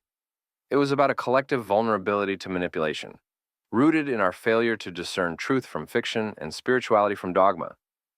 But there's a deeper lesson here, one that offers hope. Revelation isn't merely a tale of destruction, it's also a story of renewal. The same text that speaks of beasts and tribulations also speaks of a new heaven and a new earth, a vision of unity and peace that emerges from the ashes of chaos. If we look beyond the fear-mongering, we see an invitation to rise above our divisions, to recognize the interconnectedness of all people, and to commit to a higher purpose. The final battle is between fear and love. It has always been the defining human struggle, not in some distant past or speculative future, but right here, right now, in our present reality. This is the challenge we must face. Whether we choose to act from a place of compassion or from the hollow void of indifference. There are only two kinds of people in this world: those who feel compassion for others and those who do not. The divisions we see in politics, religion, or ideology are merely symptoms of this deeper conflict. Love and fear are the currents beneath the surface, shaping the actions of individuals, communities, and entire nations. Fear thrives on ignorance, and it feeds on isolation. It tells us to distrust, to protect ourselves at all costs, and to see the world as a battlefield where only the strongest survive. This mindset has fueled the rise of tyrants throughout history, and it continues to do so today. The end times syndrome, the collective obsession with apocalyptic scenarios, magnifies this fear, turning spiritual teachings meant to guide us toward enlightenment into weapons of control and division. Prophecies of doom become self-fulfilling when they condition us to see only darkness in the world. If we view every challenge as a harbinger of catastrophe, then we miss the opportunities for growth and renewal that lie hidden within the struggle. In recent years, we've seen how fear can dominate entire societies, how it can distort reality and warp our sense of purpose. The parallels to apocalyptic prophecies, the beast, the mark, and the false savior resonate because they tap into universal archetypes of human vulnerability. But these archetypes are not predictions of inevitable doom. They are warnings about what happens when we abandon love and allow fear to take root in our hearts. Fear closes the mind, blinds the spirit, and fractures the bonds that hold us together. Love, on the other hand, opens us to possibilities, inspires us to act with courage, and reminds us of our shared humanity. To break free from this cycle, we must confront the narratives that keep us locked in fear. The obsession with apocalyptic thinking, the fixation on the worst-case scenario, keeps us trapped in a mental prison.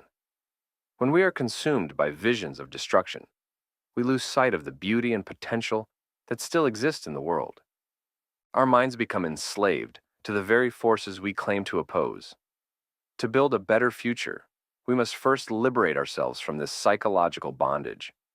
The true end times are not a cosmic inevitability, but a state of mind that we can choose to transcend. The human spirit is resilient, capable of unimaginable transformation when it is guided by love and understanding. But to access this potential, we must stop searching for saviors or scapegoats and take responsibility for our collective destiny. The solution will never be found in a prophecy or a political movement, but in the daily decisions we make to act with kindness, to seek truth, and to connect with one another on a deeper level. If we allow ourselves to believe that we are powerless in the face of fear, then we will remain prisoners of our own making. But if we choose love, actively, consistently, and without hesitation, we can rewrite the story of our time. The choice before us is not an easy one, but it is clear. Will we continue to be a society addicted to fear, or will we rise above it to create a world rooted in compassion and unity? The time to decide is now, for every moment spent dwelling on doom and gloom is a moment lost to the light. As long as we allow fear to dominate our thoughts, our hearts will never be free. But when we choose to see beyond the shadows, to embrace the inherent goodness in ourselves and others, we unlock the power to transform not only our lives, but the future of humanity itself. A new vision of hope. The end times, as imagined by prophets and preachers, may never come. But the choices we make today will shape the world of tomorrow. The challenge is not to avoid apocalypse, but to embrace the possibility of renewal. To see ourselves not as the end of history, but as its stewards. This is the promise of humanity, that we are not defined by our fears, but by our hopes, not by our failures, but by our capacity to learn from them. The world will end many times in small ways, but it will also begin anew, each generation carrying forward the torch of progress. Let that be our legacy, not the century's narcissism, but its courage. Chapter 7. The Rise of Fascist Rhetoric in Modern America. The rhetoric of fascism does not burst forth fully formed. It begins as a low rumble, a series of whispers that exploit fear, create division, and chip away at the bedrock of democratic principles. It thrives on uncertainty, stokes resentment, and appeals to a yearning for control in an unpredictable world. Over time, those whispers grow into a roar, reshaping the political landscape and threatening the very foundation of democracy. Fascist rhetoric is not unique to one time or place. It has echoed throughout history, from the totalitarian regimes of the 20th century to the populist movements of the present. What makes it dangerous is not just its content, but its method, its ability to infiltrate and manipulate the hearts and minds of ordinary people. In modern America, this rhetoric has found fertile ground, amplified by economic disparities, political polarization, and the digital echo chambers of social media. The rise of fascist rhetoric in America is marked not only by its tactics, but by the startling ease with which it sows division, anger, and hostility among citizens. One of the most troubling aspects of this phenomenon is the vitriol directed at those who attempt to engage in genuine debate or challenge the rhetoric of leaders like Donald Trump. The accusatory language, phrases like, "You sound vaxxed," "You're a traitor to this country," or "Wake up, sheep," is not random. It is a calculated symptom of a larger cultural shift, where empathy and reason are replaced by fear and blind allegiance. These attacks, often drenched in conspiracy and disdain, serve to silence opposing viewpoints and perpetuate an us versus them mentality. This behavior reveals something deeper about the psychology of those drawn to authoritarian figures. People with lower levels of empathy are more likely to support leaders like Trump, not because of policy differences or political ideology, but because such leaders reflect their internal worldviews. Narcissistic personalities, authoritarian tendencies, and a prioritization of personal gain over collective well-being resonate with individuals who hold similar values. As a result, these individuals often lash out at anyone who threatens their perception of reality, labeling them as traitors, communists, or agents of some imagined conspiracy. The late Henry Wallace, America's 33rd vice president, described the essence of a fascist with haunting clarity. A fascist is one whose lust for money or power is combined with such an intensity of intolerance toward those of other races, parties, classes, religions, cultures, regions, or nations as to make him ruthless in his use of deceit or violence to attain his ends. Wallace's words underscore the heart of the issue, a dangerous combination of intolerance, deceit, and the exploitation of fear to consolidate power. Fear is the true architect of division. Beneath the rhetoric, the name-calling, and the accusations lies a deep-rooted fear of change, difference, and the unknown. People who lack empathy often perceive compassion as weakness and see the world as a zero-sum game, where any gain for the other is a loss for them. These individuals are naturally drawn to leaders who reflect their fears and validate their anger. To tell someone to go back to their country in a nation built by immigrants is not only ignorant, but a profound rejection of the very history and principles that define the United States. It's important to recognize that this behavior doesn't stem solely from malice. It also arises from unhealed trauma. Many followers of authoritarian leaders are not inherently hateful, but are instead grappling with unresolved pain, which makes them susceptible to manipulation. Authoritarian figures like Trump capitalize on this vulnerability, offering simple answers to complex problems and scapegoating others to channel their followers' anger. This is why empathy and compassion are critical. They are the antidotes to fear and the foundation of unity. There is no true division of left or right. These constructs are illusions. At the core of every human motivation lies either fear or love. Those drawn to authoritarianism are often operating from a place of fear. Fear of losing control, fear of the unknown, fear of those who are different. Conversely, those who strive for love and unity reject the narratives of division and work to bridge the gaps between people. A truly spiritual person cannot align themselves with hatred, division, and the fear-mongering tactics of a demagogue. To do so is to betray the very essence of spirituality, which is rooted in compassion, unity, and the recognition of our shared humanity. History has shown time and time again that aligning with leaders who thrive on hate and division places one on the wrong side of history. In Nazi Germany, over 40 million people believed Hitler would restore Germany's greatness, only to be left with unimaginable regret after his fall. In the United States, we now see families and friendships fractured by political divisions, many driven by the cult-like loyalty demanded by authoritarian leaders. Democracy itself is at risk when such figures exploit fear to undermine trust in government and turn citizens against one another. To those who feel the pull of this rhetoric, it is crucial to pause and reflect. If a leader dictates your beliefs, isolates you from your loved ones, and takes over your life. You are not a supporter. You are in a cult. Tyrants thrive on this dynamic, wielding fear to fracture bonds that should remain unbreakable. The truly spiritual support love and unity. The fear-itual are drawn to narcissistic demagogues, mistaking their rhetoric for strength when it is, in fact, a manifestation of their own inner fears. America's strength has always been its diversity and unity. It is not too late to reject the forces of division and recommit to the values that make this nation a beacon of hope. The tests of time will reveal the truth, as they always do. Let history remind us of what is at stake: the survival of democracy, the sanctity of our shared humanity, and the possibility of a future built on love rather than fear.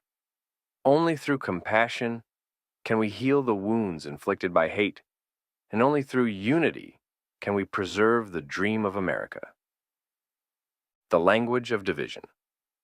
Fascist rhetoric begins with language, for language shapes perception, and perception shapes reality.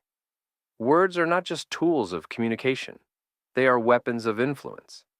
In the hands of authoritarian leaders, words are wielded to blur the line between fact and fiction, to vilify opponents, and to create a narrative that pits us against them.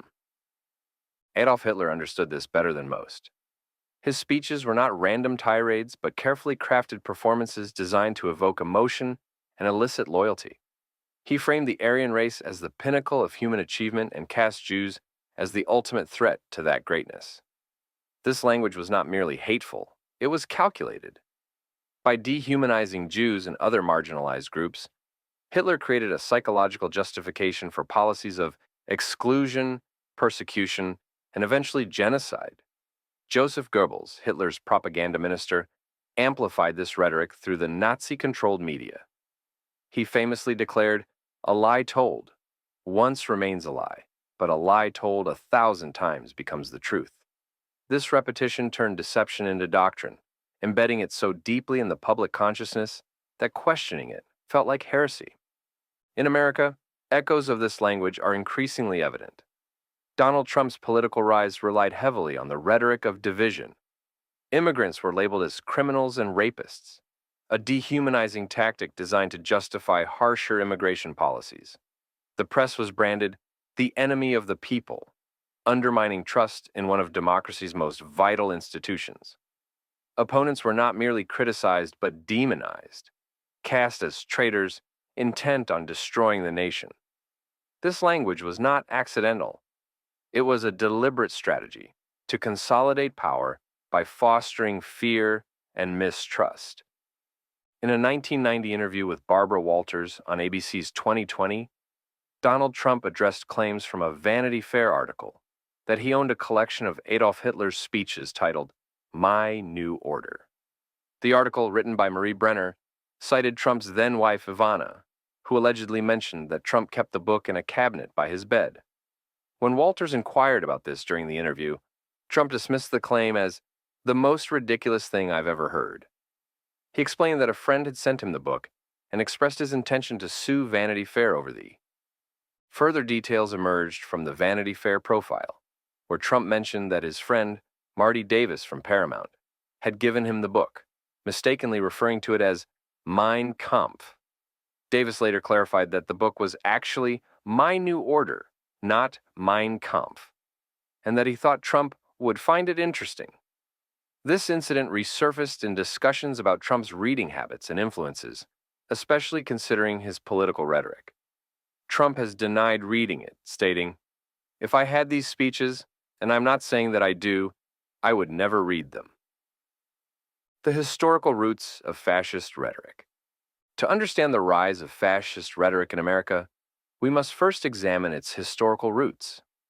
Fascist leaders throughout history have employed similar strategies, adapting them to their cultural and political contexts. The playbook remains remarkably consistent: scapegoating. Fascist rhetoric begins by identifying an enemy. This other is blamed for societal problems, whether economic instability, moral decay, or cultural decline. In Nazi Germany, Jews were the scapegoats. In modern America, it has often been immigrants, Muslims, or progressives, creating a cult of personality. The leader is elevated above reproach, portrayed as the only one capable of solving the nation's problems. Loyalty to the leader becomes synonymous with patriotism. Undermining institutions. Fascist leaders attack the pillars of democracy, judiciaries, legislatures, and the press, framing them as corrupt or ineffective to justify their consolidation of power. Simplifying complexity. Fascist rhetoric reduces complex issues into binary choices: loyalty or betrayal, strength or weakness, patriotism or treason. This oversimplification appeals to those who feel overwhelmed by uncertainty. These tactics are not relics of the past. They are alive and well in modern political movements, where leaders exploit societal vulnerabilities to sow division and consolidate power. The appeal of fascist rhetoric. Fascist rhetoric thrives because it offers something deeply seductive: simplicity in a complex world. It appeals to human psychology in profound ways, tapping into fears, desires, and insecurities. In times of uncertainty, people crave clarity, and authoritarian language provides it. This rhetoric also offers identity. By framing political and cultural battles as existential struggles, it gives followers a sense of purpose and belonging. It validates their grievances, justifies their anger, and provides them with a common enemy to rally against. For those who feel left behind by progress or alienated by diversity, this language offers comfort, a way to make sense of their discontent. The digital age has only amplified these dynamics. Social media platforms, driven by algorithms designed to maximize engagement, have become echo chambers where divisive language thrives. Lies spread faster than truth, and outrage outperforms nuance. The result is a political landscape where extremism is rewarded and compromise is punished. The digital amplification of hate. The internet has transformed the spread of fascist rhetoric. What once required state-controlled media can now be achieved through the decentralized networks of social media. Movements like QAnon illustrate how digital platforms can amplify conspiracy theories and extremist ideologies, turning fringe ideas into mainstream narratives. QAnon's language mirrors the patterns of fascist rhetoric, casting its followers as heroes in a battle against a shadowy cabal of elites. It thrives on fear and mistrust, offering simple explanations for complex problems. The consequences are not abstract, they are real and dangerous. The January 6th insurrection was fueled by the rhetoric of conspiracy, a direct attack on democracy incited by years of language that framed political opponents as existential threats. It was a tragic culmination of years of incendiary rhetoric, conspiracy theories, and the deliberate sowing of division. This rhetoric, largely fueled by false claims of election fraud and the demonization of political opponents, directly led to one of the darkest days in modern American history. But the attack on the Capitol was not just an isolated event. It was part of a broader pattern of violence, extremism, and the erosion of democratic norms in America. Among the most harrowing examples of the consequences of such rhetoric is the attack on Paul Pelosi, the husband of then-Speaker of the House Nancy Pelosi. In a chilling incident, a man broke into the Pelosi home with the intent to harm Nancy Pelosi, but ended up brutally assaulting Paul Pelosi with a hammer. The attacker, radicalized by conspiracy theories, now faces life in prison, a testament to how extremist ideology destroys lives, both of its victims and perpetrators. The insurrection itself resulted in countless acts of violence. White supremacist groups played a significant role in orchestrating the attack, bringing weapons and tactical gear in a premeditated attempt to disrupt the certification of the 2020 election results. Police officers tasked with defending the Capitol faced unimaginable brutality. 4 officers lost their lives to suicide in the aftermath, overcome by the PTSD and emotional scars of that day. Others were permanently injured. Officers lost eyes, fingers, and suffered severe physical trauma. The human cost of defending democracy that day cannot be overstated. One of the most poignant examples of the tragedy of January 6th is the death of Ashley Babbitt. A devoted follower of the conspiracy theories that fueled the insurrection, Babbitt was killed while attempting to breach the speaker's lobby. Her life, like so many others, was a casualty of the spell of fascist rhetoric, a rhetoric that convinced her to attack her own democracy and her own people in the name of a lie. The violence and extremism sparked by this rhetoric extended far beyond the Capitol. Across the country, threats of violence against election officials skyrocketed, forcing many to resign out of fear for their safety. Armed protests at state capitals and the storming of the Michigan Capitol in 2020 were precursors to the events of January 6th. The foiled plot to kidnap and possibly execute Michigan Governor Gretchen Whitmer stands as a chilling reminder of the lengths to which extremists were willing to go, emboldened by divisive and violent language from leaders. The consequences also reverberated through the justice system. Hundreds of insurrectionists have been arrested and convicted, with some facing sentences of over a decade in prison. Many now sit behind bars, grappling with the reality of having been manipulated into committing crimes that have irrevocably altered their lives. Their stories serve as cautionary tales of how easily extremist rhetoric can exploit fear, anger, and a sense of disenfranchisement. The ripple effects of this rhetoric continue to threaten democracy. Election workers, public officials, and even private citizens have faced unprecedented levels of harassment and violence. The language of division and hate has normalized political violence in ways that endanger the very foundation of the United States. In reflecting on these tragedies, one thing becomes clear. The rhetoric of conspiracy and division has consequences. It takes lives, shatters families, and undermines the very principles upon which democracy stands. As a nation, we must reckon with the dangers of such language and commit to a path of empathy, unity, and truth to ensure that these dark chapters are never repeated. Resisting the rhetoric. The fight against fascist rhetoric requires action on multiple fronts. It begins with education, teaching people to recognize manipulation and critically evaluate information.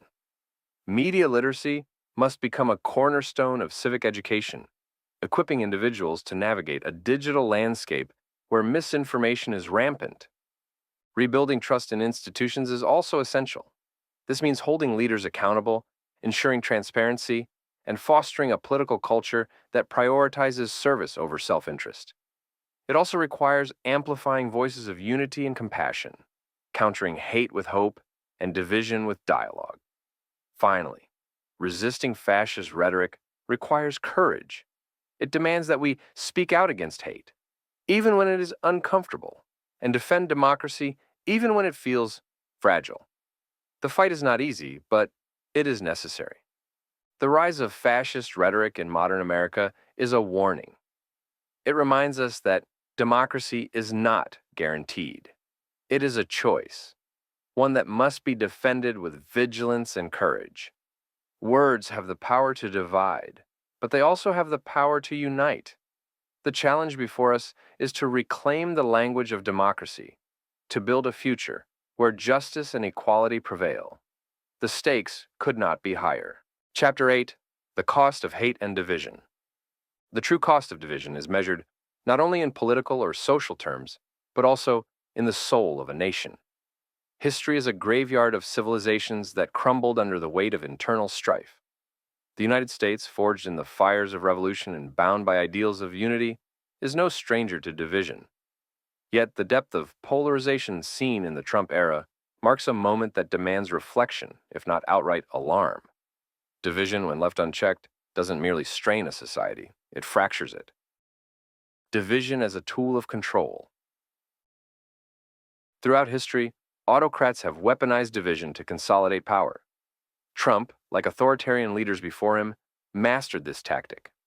By pitting neighbor against neighbor, Republican against Democrat, rural against urban, and white against black, He created an environment of distrust and hate that permeated every level of American life. Division served his purpose.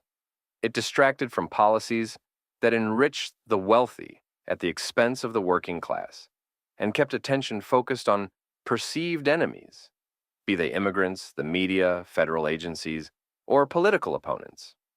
As we have already shown, this phenomenon isn't new. Hitler, Mussolini, and Stalin all thrived on division.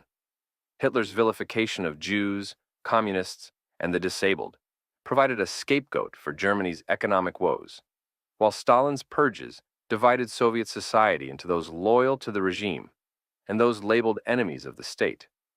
Division, after all, isn't just a byproduct of authoritarianism. It's the lifeblood that sustains it. In Trump's America, this division is evident not only in rhetoric, but also in policy. Children were torn from their parents at the border, sending a chilling message about who belonged and who did not. Voting restrictions targeted minority communities, subtly reinforcing the idea that some voices were less valid than others. Meanwhile, a constant stream of misinformation created echo chambers where unity became impossible. The erosion of civil liberties. Division creates fertile ground for the erosion of civil liberties. Fear and distrust make people more willing to accept measures that would otherwise seem draconian. During the Trump era, civil liberties, once taken for granted, came under assault. The right to protest was met with militarized police forces. Freedom of the press was attacked as journalists were labeled enemies of the people. Even the integrity of the electoral process, the bedrock of democracy, was questioned as baseless claims of fraud undermined public trust. And now, we see another dark echo of history. Book banning. A practice once weaponized by the Nazis in 1933 to suppress ideas they deemed un-German, has resurfaced in America under the guise of combating so-called woke culture. But this is no noble crusade. It is a propaganda tool of fascist tactics, designed to stoke fear and control narratives. The haunting nightmare of fascism has surfaced once again, and book banning is its red flag. It reminds us that we are still grappling with the same generational hatred that fueled divisions nearly a century ago. Let us not be fooled by the veil of righteousness. The silencing of ideas is a direct attack on freedom itself. The parallels to Nazi Germany are striking. Hitler used the Reichstag fire to justify suspending civil liberties under the guise of protecting the nation. Trump similarly exploited fears of immigrants, socialists, and voter fraud to chip away at democratic norms. The result is a chilling reminder of how quickly freedoms can erode when a society is divided. Societal consequences of polarization. The cost of division isn't limited to politics. It seeps into the fabric of society. Families find themselves torn apart over ideological differences. Communities that once thrived on mutual support become battlegrounds of mistrust. In schools, children absorb the rhetoric of hate, perpetuating cycles of division for generations to come. The Trump era amplified existing tensions. Hate crimes surged as divisive rhetoric emboldened individuals to act on their prejudices.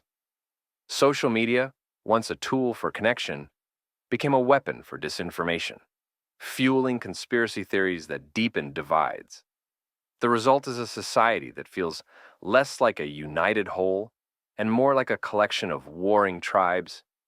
Even the act of wearing a mask during the COVID-19 pandemic became politicized, a symbol not of public health, but of partisan identity.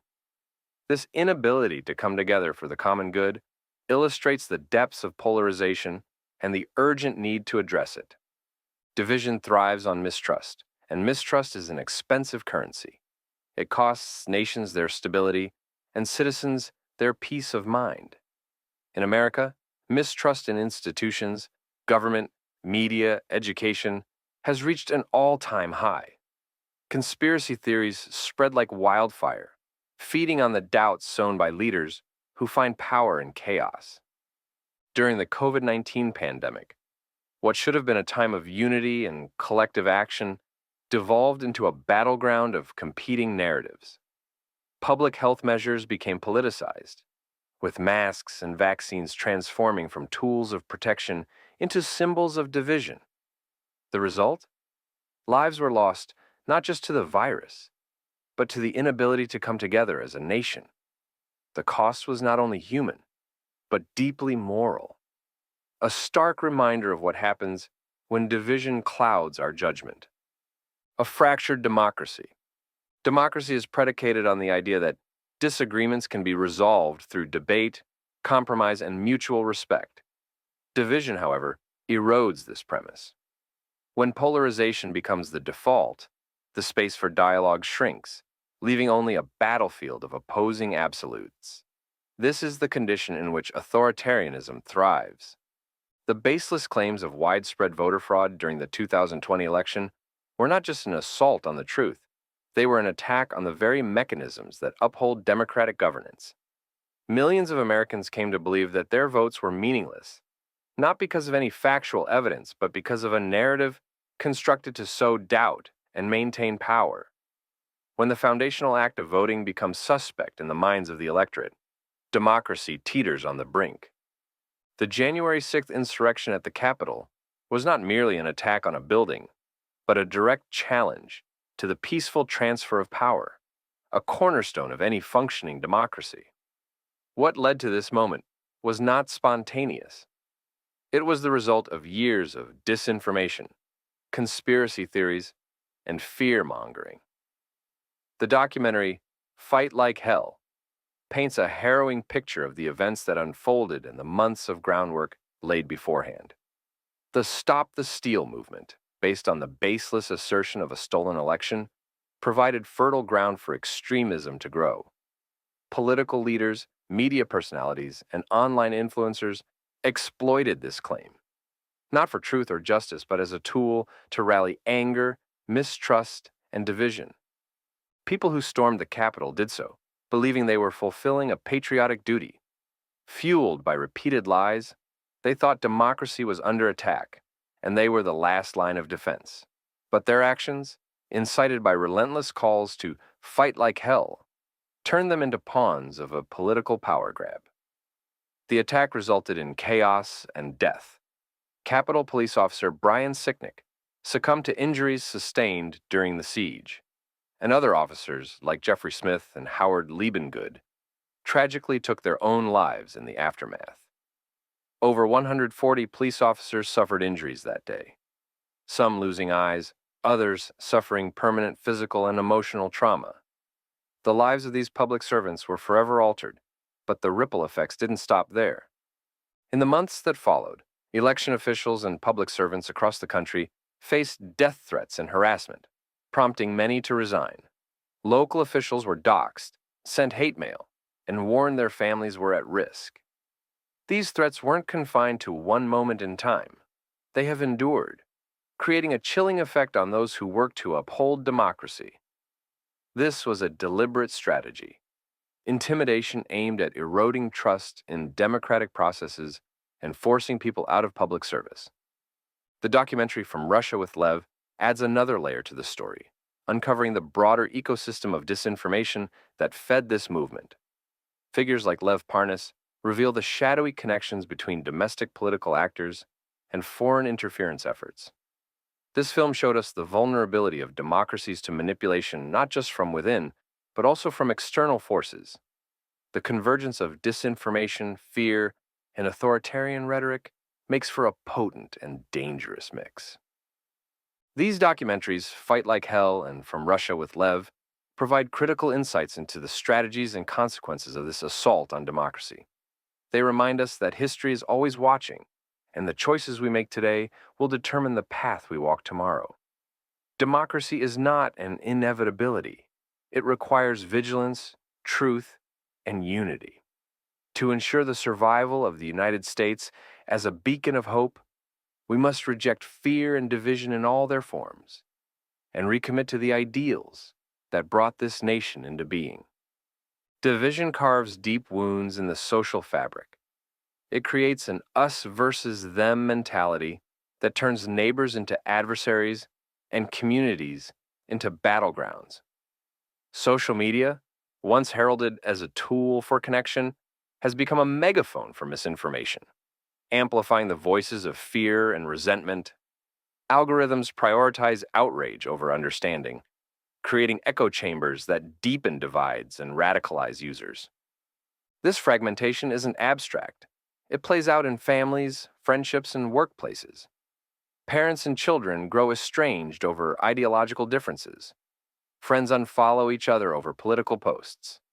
Communities that once celebrated shared traditions now find themselves debating whether to take down statues or rename schools.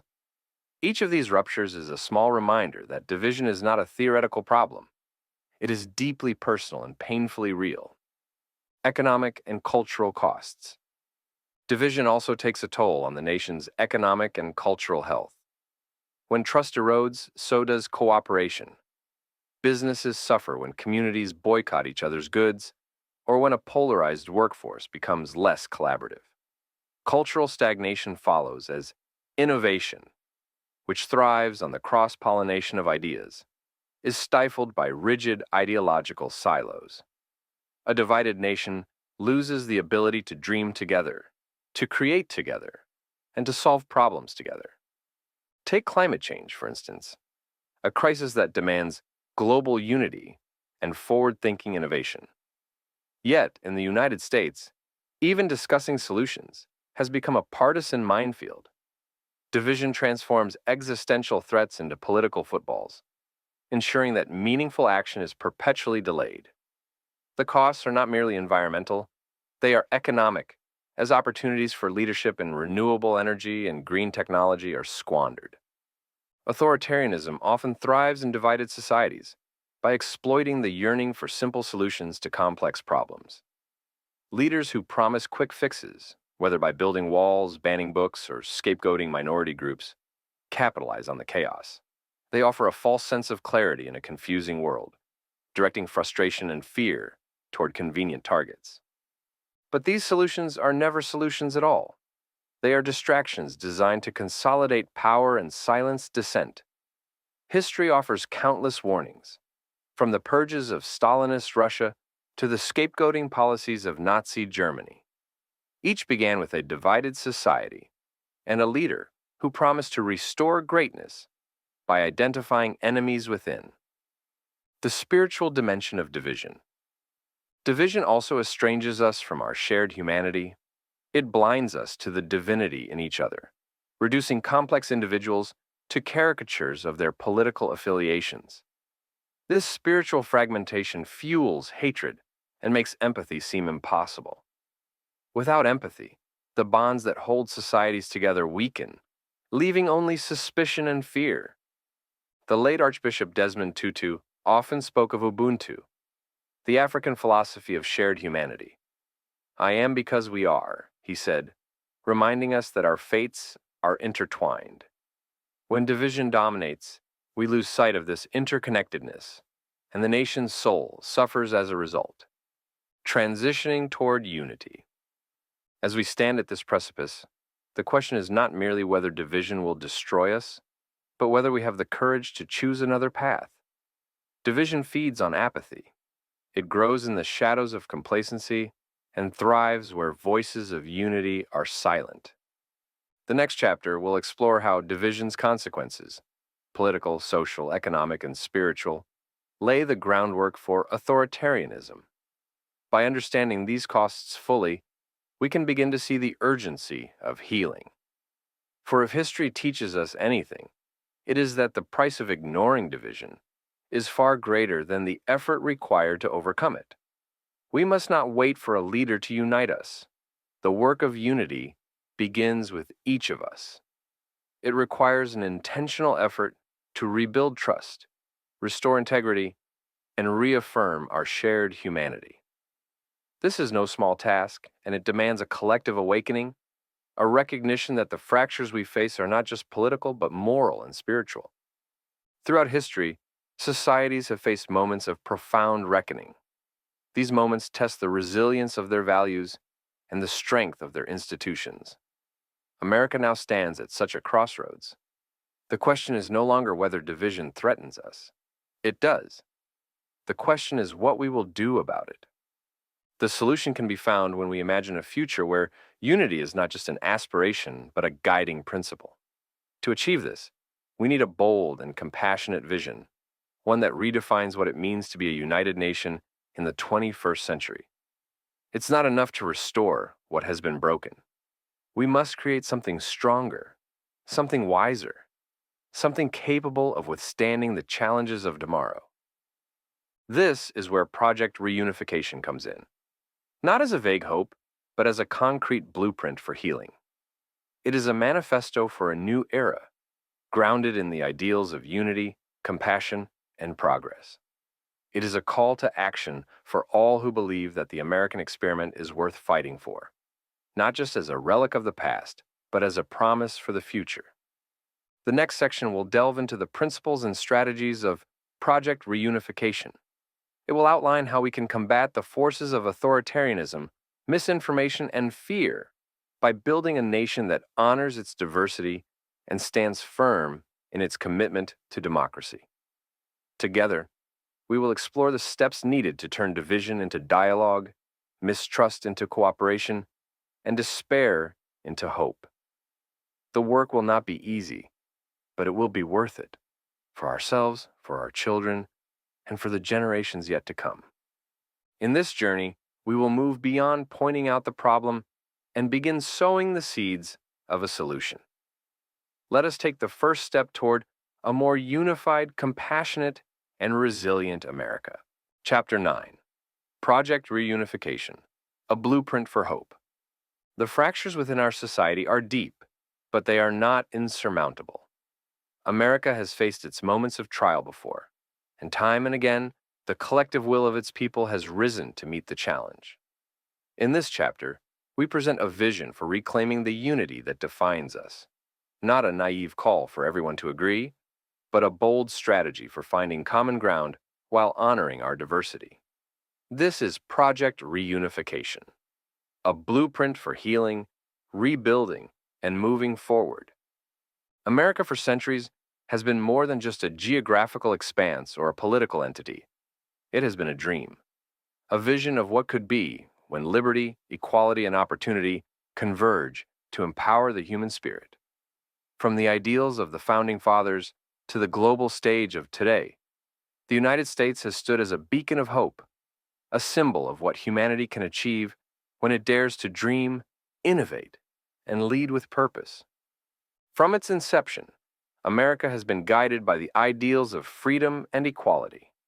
Thomas Jefferson, a principal architect of the Declaration of Independence, penned the words that have become immortal. We hold these truths to be self-evident, that all men are created equal.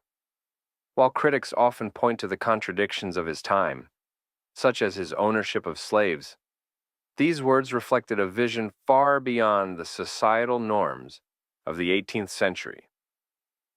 Jefferson, along with other founding figures like Alexander Hamilton, believed in the potential for a nation that could rise above human flaws to create a just and equitable society. Hamilton, in particular, advocated for a strong, unified government that could provide opportunity for all, regardless of background. His immigrant roots gave him a perspective that resonated with the ideals of the American dream, a nation where anyone could rise based on merit and hard work. In the Federalist Papers, Hamilton argued for a system that would prevent tyranny and protect the rights of individuals, laying the groundwork for the checks and balances that have preserved democracy for centuries. Even as America grew, figures like Abraham Lincoln reminded the nation of its higher calling. Lincoln, who presided over the country during its darkest hour, articulated a vision of unity and equality in his Gettysburg Address, that this nation, under God, shall have a new birth of freedom, and that government of the people, by the people, for the people, shall not perish from the earth. Lincoln's commitment to ending slavery was not merely a political maneuver, but a deeply spiritual conviction, rooted in the belief that no person should live in bondage. America's contribution to global progress. America's greatness comes not only from its ideals, but in its contributions to the world. It was in America that the light bulb illuminated our nights, where the telephone connected voices across vast distances, and where the airplane turned dreams of flight into reality. Visionaries like Nikola Tesla and Albert Einstein, who became Americans by choice, used the freedom and opportunity provided by this land to revolutionize science and technology. Einstein, a refugee from Nazi Germany, once said, "America is today the hope of all honorable men who respect the rights of their fellow men and who believe in the principle of freedom and justice." Tesla, the genius behind alternating current, the radio, motors, microwave, remote control, X-ray, radar, robots, and wireless energy, envisioned a world where energy could be shared freely, a dream he pursued with the boundless opportunities America offered. This land has not only been a cradle for innovation, but also a sanctuary for the oppressed. For generations, people from every corner of the globe have looked to America as a place where they could be free. Not merely free from persecution, but free to dream, to create, and to change the world. The American dream has never been about personal wealth or fame. It has always been about making a difference, about contributing to a better future for all.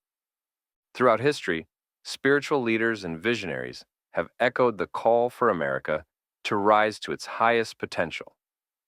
Dr. Martin Luther King Jr. articulated this dream in his iconic "I Have a Dream" speech. He envisioned an America where people would not be judged by the color of their skin, but by the content of their character. King's leadership during the Civil Rights Movement reminded the nation of its unfinished business, its moral obligation to fulfill the promises of equality and justice for all. Mahatma Gandhi, though not an American, profoundly influenced leaders like King and inspired countless others in their pursuit of nonviolent resistance. Gandhi's principles of peace and unity resonate with America's spiritual foundation, a land where diversity is not just tolerated, but celebrated. Even Albert Schweitzer, the Nobel Peace Prize-winning theologian and humanitarian, spoke of America's potential as a moral leader.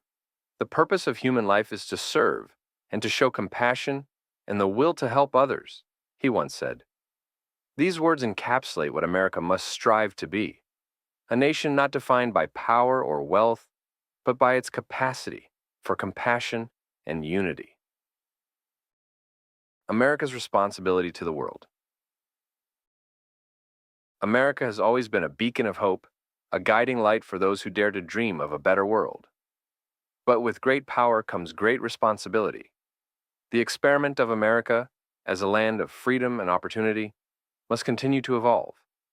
It must reject hate, division, and fear, and instead embrace love, unity, and compassion. Fear has been the weapon of tyrants and demagogues throughout history, but it has no place in the dream of America. To achieve this dream, we must ensure that every person has the opportunity to contribute, to thrive, and to change the world. Let this chapter serve as a reminder of what America has been, what it is, and what it must become. The dream of America is not just an ideal, it is a responsibility, a call to action for every citizen to rise above division and fear, and to build a nation that truly embodies liberty, equality, and justice for all. Project Reunification begins with an acknowledgement that division is not the natural state of humanity, but a byproduct of fear, mistrust, and misinformation. Unity, in contrast, stems from understanding and shared purpose. The project seeks to counter the divisive authoritarianism of tyrants, Project 2025, and similar movements by recentering American life on compassion, dialogue, and informed participation in democracy. Unity does not demand uniformity. It thrives in diversity. It celebrates differences as strengths rather than threats. Project Reunification calls on every American to recognize their role as a bridge builder, not a wall builder, in their communities and beyond. This is not a political strategy, it is a moral imperative. A key pillar of Project Reunification is education, both formal and informal. The foundation of any healthy society is a well-informed populace. Yet, in recent years, misinformation has infiltrated our discourse, creating echo chambers that fuel division.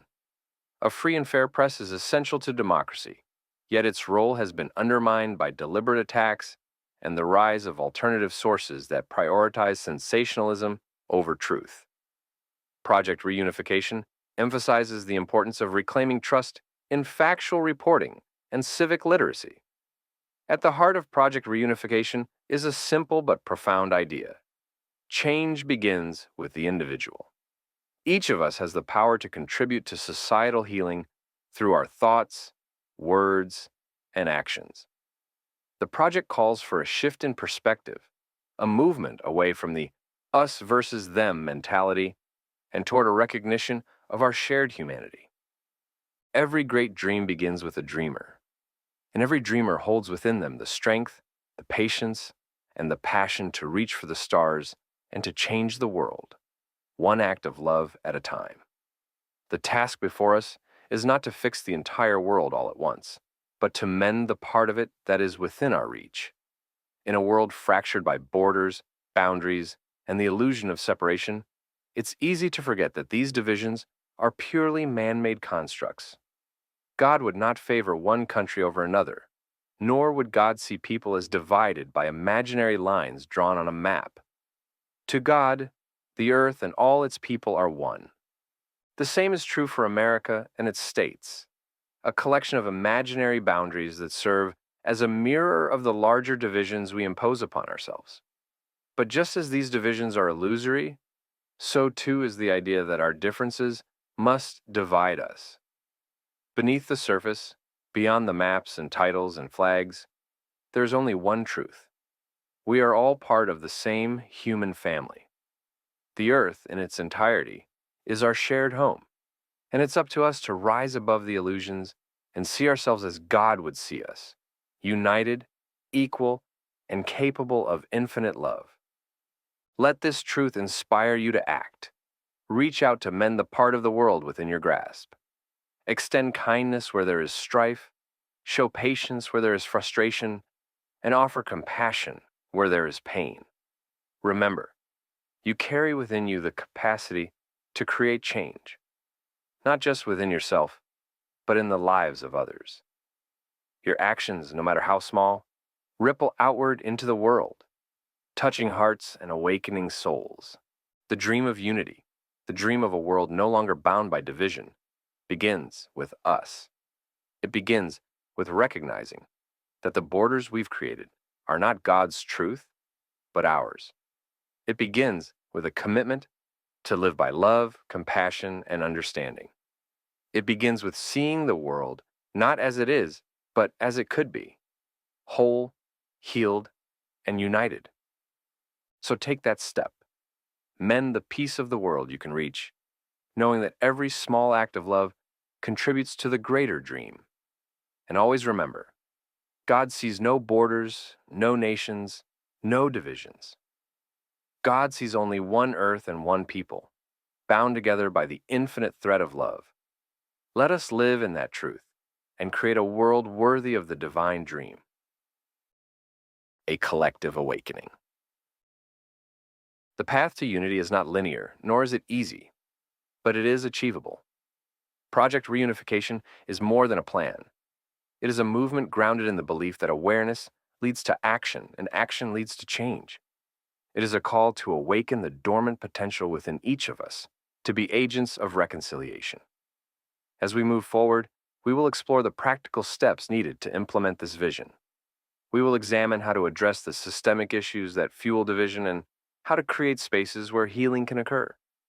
This is the work of a lifetime, but it is also the work of our moment.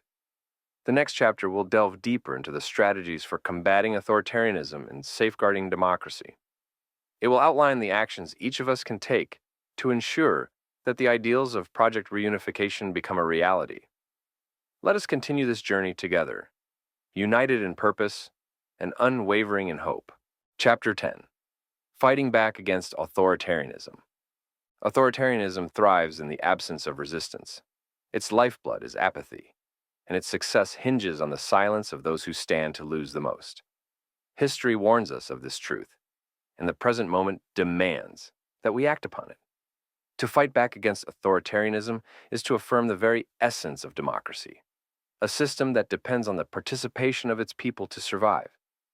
This chapter outlines a practical roadmap for combating the forces that threaten to undermine our nation.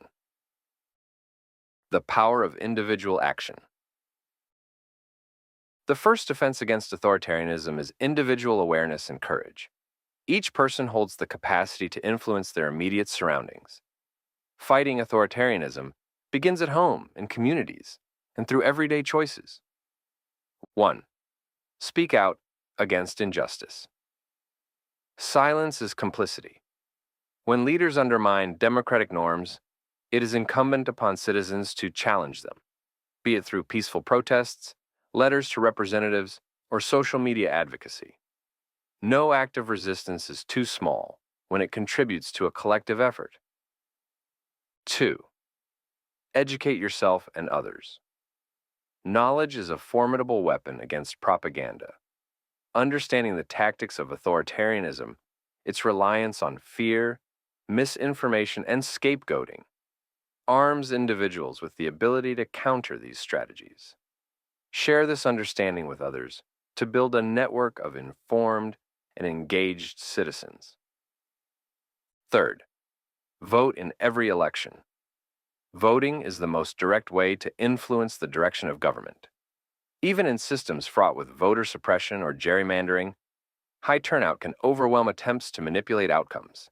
Encourage others to vote and educate them on the issues at stake. Strengthening democratic institutions. While individual action is vital, systemic reform is necessary to safeguard democracy from future threats.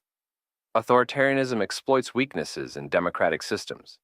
Thus, addressing these vulnerabilities is paramount. 1. Combat voter suppression. Advocate for policies that ensure fair and accessible voting. These include automatic voter registration, expanded early voting, and the restoration of voting rights for disenfranchised individuals. Push for legislation that protects against gerrymandering and ensures that every vote carries equal weight. 2. Demand accountability. Leaders who violate democratic principles must face consequences. Support efforts to investigate and hold accountable those who undermine the rule of law, whether through corruption, abuses of power, or attempts to dismantle checks and balances. 3. Support judicial independence. Authoritarian regimes often seek to stack courts with loyalists. Advocate for judicial reforms that maintain independence, such as implementing term limits for Supreme Court justices and lower court judges to prevent lifetime political entrenchment. Combating disinformation. Misinformation is the lifeline of authoritarianism. By distorting the truth, authoritarian leaders create a narrative that serves their agenda while undermining public trust in institutions. 1. Support independent media. Protecting and promoting credible journalism is essential. Subscribe to reputable news outlets, share fact-checked information, and call out misinformation when encountered. 2. Teach media literacy. Encourage educational programs that help people recognize bias, evaluate sources, and identify false narratives. A media-literate population is less susceptible to manipulation. 3. Regulate social media platforms. Advocate for transparency and accountability in how social media platforms manage content. Algorithms that amplify divisive or false information must be scrutinized and reformed. Engaging in grassroots movements. Grassroots movements have historically been a powerful force for change. From the civil rights movement to environmental activism, these efforts demonstrate the impact of collective action. 1. Build coalitions. Across divides, authoritarianism seeks to divide. Counter this by forming alliances that transcend political, racial, and socioeconomic boundaries. Focus on shared goals, such as preserving democratic values and protecting human rights. 2. Mobilize for local impact. Local politics often have a more immediate impact than national policies. Engage in school boards, city councils, and state legislatures to advocate for change from the ground up. 3. Leverage technology for good. Use technology to organize, educate, and amplify voices. Platforms that can spread disinformation can also unite people around truth and action when used responsibly. Inspiring a renewed sense of civic duty. Authoritarianism preys on disillusionment and apathy. Reinvigorating a sense of civic responsibility is crucial to building resilience against its advance. 1. Rekindle faith in democracy. Highlight stories of democratic triumphs and the power of collective action. Celebrate progress, however incremental, to remind people of the impact they can have. 2. Promote empathy and understanding. Engage with those who hold different views, not to change their minds, but to understand their concerns. Authoritarianism often exploits feelings of alienation. Empathy can counteract this divide. 3. Teach the next generation. Invest in civics education that instills an appreciation for democracy and the responsibilities it entails. Empower young people to see themselves as stewards of the nation's future. The United States, often referred to as the grand experiment, has faced countless challenges to its democratic foundations. Yet, it has survived and even thrived because of an inherent resilience embedded within its structure and the spirit of its citizens. The Founding Fathers envisioned democracy as a living entity. The Constitution was crafted not as a rigid decree, but as a flexible framework capable of evolving with time. Its amendments stand as proof of its adaptability, reflecting societal growth and the expanding definition of liberty and justice. It is a system created to grow, learn, and evolve. This living nature, however, is both a strength and a vulnerability. When nurtured, it allows democracy to adapt to the needs of its people. But when neglected, it leaves the system susceptible to toxicity, corruption, manipulation, and erosion. American history is marked by periods of profound crisis that tested the resilience of its democracy. The Civil War, a conflict born of division, nearly tore the nation apart. Yet, from its ashes emerged amendments that abolished slavery and granted citizenship and voting rights to African Americans. The civil rights movement of the 20th century forced America to confront its systemic inequalities, leading to landmark legislation that reaffirmed the principles of equality and justice. These moments of reckoning demonstrate that democracy, when pressured, can bend toward justice. Even the Watergate scandal, which exposed the depths of corruption at the highest levels of government, served as a reminder of democracy's capacity for self-correction. The checks and balances envisioned by the founders worked, proving that no one, not even the president, is above the law. And a driving force behind our great founding fathers' vision was the creation of a nation free from the grip of a monarch or king. America has had many presidents, but very few have ever prioritized power over principle, exploited the weaknesses in our democratic systems, undermined the trust in our agencies and institutions, and pitted our citizens against one another. The Trump era exemplified these dangers. Baseless claims of voter fraud and attacks on the free press were not just assaults on facts, but attempts to weaken the very pillars of democracy. The January 6th insurrection stands as a stark reminder of how quickly democratic norms can unravel when lies and hatred take hold. The role of the people. The survival of democracy hinges on the active participation of its people. It is not the sole responsibility of politicians, judges, or journalists to uphold democratic principles. It is a collective effort. Every vote cast, every protest held, every book written, and every conversation about justice and equity contributes to the health of the democratic process. Fear is democracy's greatest enemy. for it drives people to accept authoritarian solutions under the guise of security. Courage, by contrast, is democracy's lifeblood. It empowers individuals to demand transparency, accountability, and fairness. This is the key to fighting against authoritarianism. We must all have the courage to stand up to bullies. The global implications of American democracy. The resilience of American democracy has far-reaching implications. As one of the world's oldest and most influential democracies, the United States serves as a model and a cautionary tale for other nations. When America falters, it emboldens authoritarian regimes and weakens the global fight for freedom and human rights. Conversely, when America strengthens its democratic institutions, it inspires hope and sets a standard for governance that prioritizes the welfare of its people. The world watches, not just to critique, but to learn and emulate. The current moment is a test of the American experiment. Can the nation overcome the divisions that threaten to tear it apart? Can it address systemic injustices while preserving the rights of all? These questions demand answers not from a single leader or institution, but from every citizen. Renewing democracy requires reinvigorating its foundational principles. Education, both formal and civic, must prioritize critical thinking and an understanding of democratic processes. Misinformation must be countered with truth, and apathy replaced with active engagement. Reforms are also necessary. Campaign finance laws, designed to curb the influence of money in politics, must be strengthened. Voting rights must be expanded, ensuring that every citizen has a voice, and the judiciary must remain independent, safeguarding it from political pressures.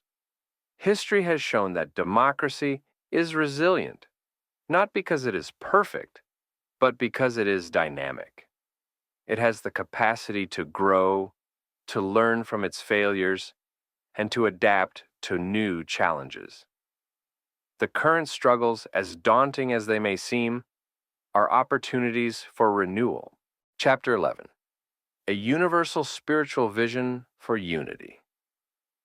In the heart of every enduring democracy lies a shared understanding. We are more than individuals. We are a collective, bound together by the threads of shared purpose, mutual respect, and the simple truth that what affects one of us ultimately affects all. What we need is not just political reform, but a profound awakening, a universal spiritual vision that transcends the boundaries of race, religion, gender, and ideology. The case for a spiritual awakening. Politics addresses systems, but spirituality speaks to the soul. It reminds us of our shared humanity, that we are not defined by our differences, but by our capacity for compassion, empathy, and love. A universal spiritual vision does not require abandoning faiths or traditions, but encourages us to look beyond them. It calls for a broader understanding of our existence, one that acknowledges the divine spark within every individual. In the words of the great mystics and spiritual leaders, from Jesus Christ to Mahatma Gandhi, the path to peace begins with recognizing our oneness. This is not a call to homogenize or erase our diversity, but to celebrate it as facets of the same divine creation. Breaking free from fear and division. We have shown that fear is the cornerstone of division. It feeds prejudice, hatred, and blinds us to the beauty of our shared existence. Authoritarianism thrives on fear because it isolates us, convincing us that we must turn against each other to survive. Spirituality offers a counter-narrative, that fear is an illusion, and love is the greater truth. It teaches that in loving others, we dissolve the barriers that separate us. Imagine a society where empathy, rather than suspicion, guided our actions, where we saw a stranger not as other, but as part of the same human family. The power of interconnectedness.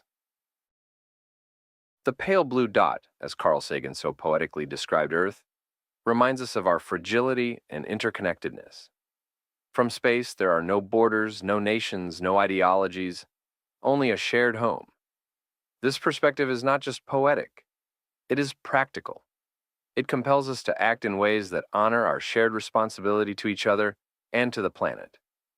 Interconnectedness is not merely a spiritual ideal, it is a scientific reality. The air we breathe, the water we drink, and the climate we depend on are shared. The actions of one nation ripple across the globe, and the choices of one generation shape the lives of the next. Embracing a vision beyond religion.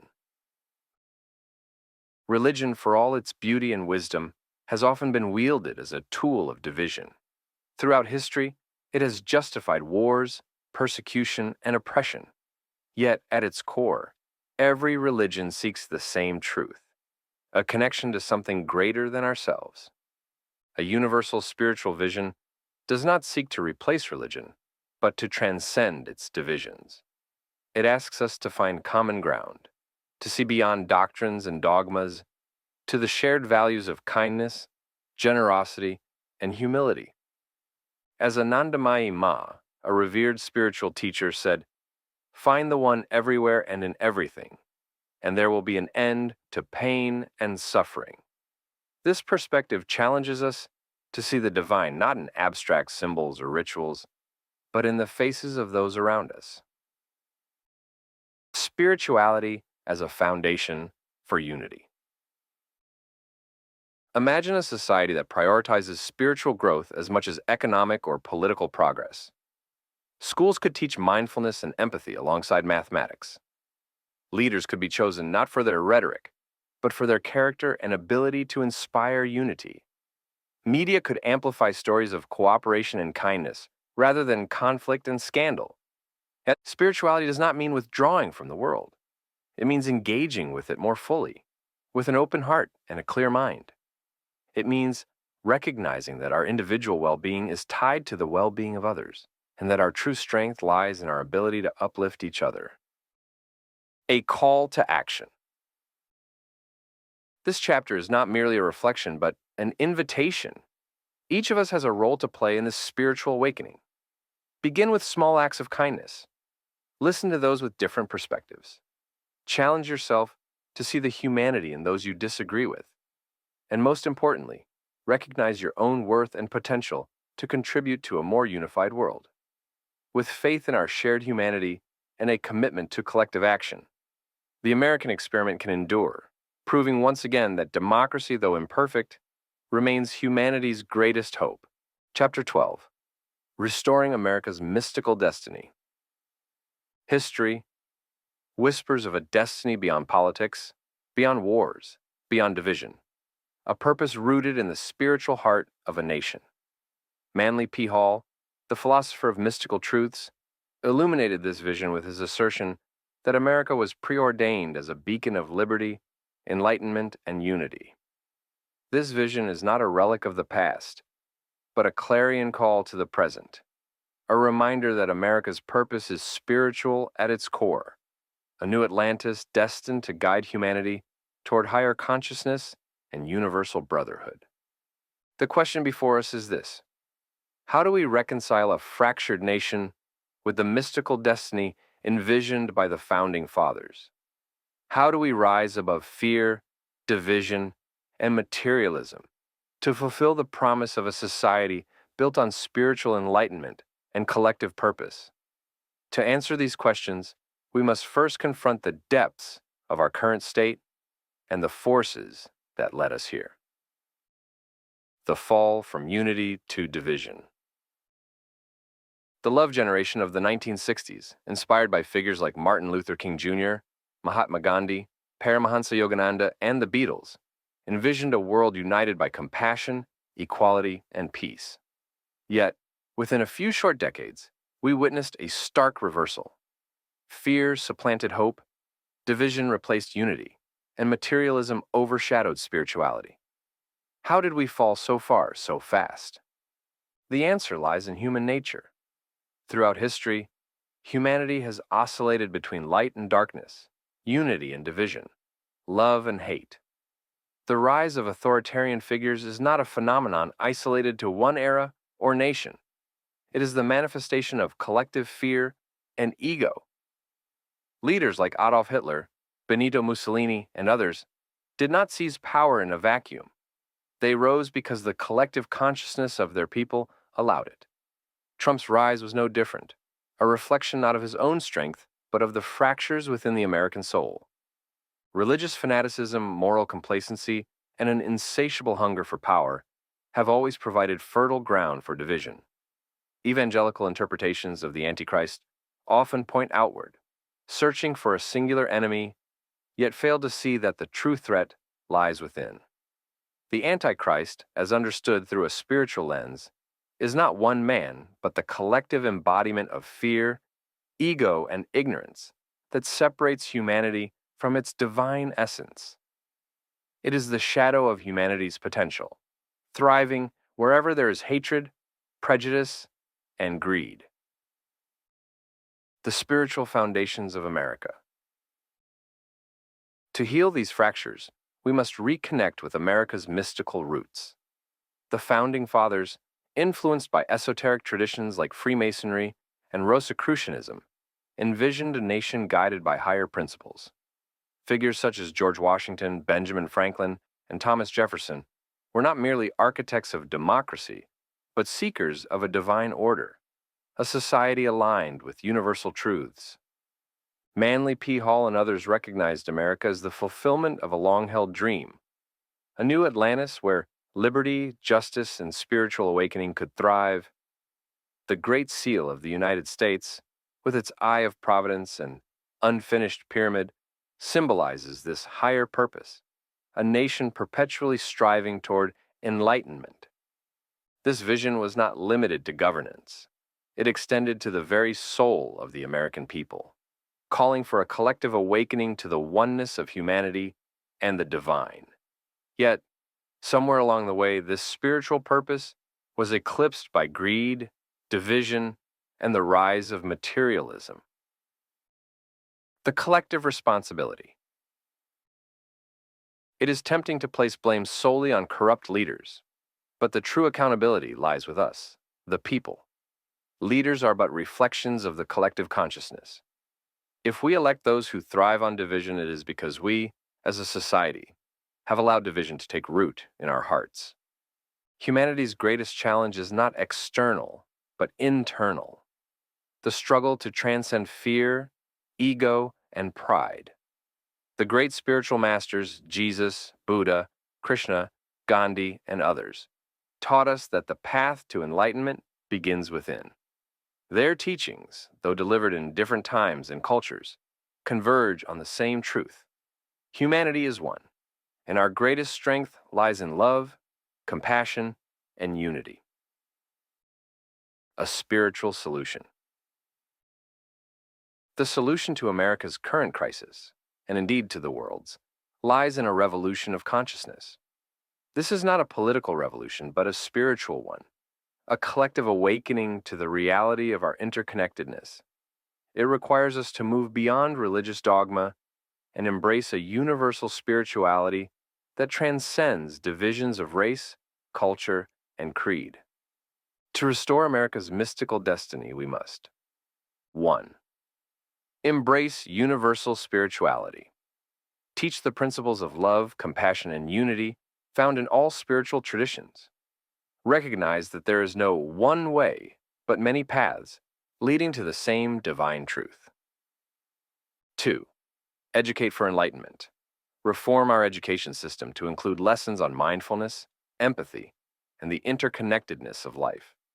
Equip future generations with the tools to resist fear and embrace love. 3. Create community healing.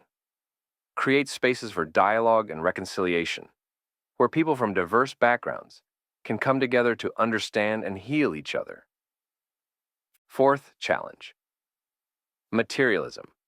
Shift societal values from consumerism to sustainability, from greed to generosity, and from individualism to collective well-being.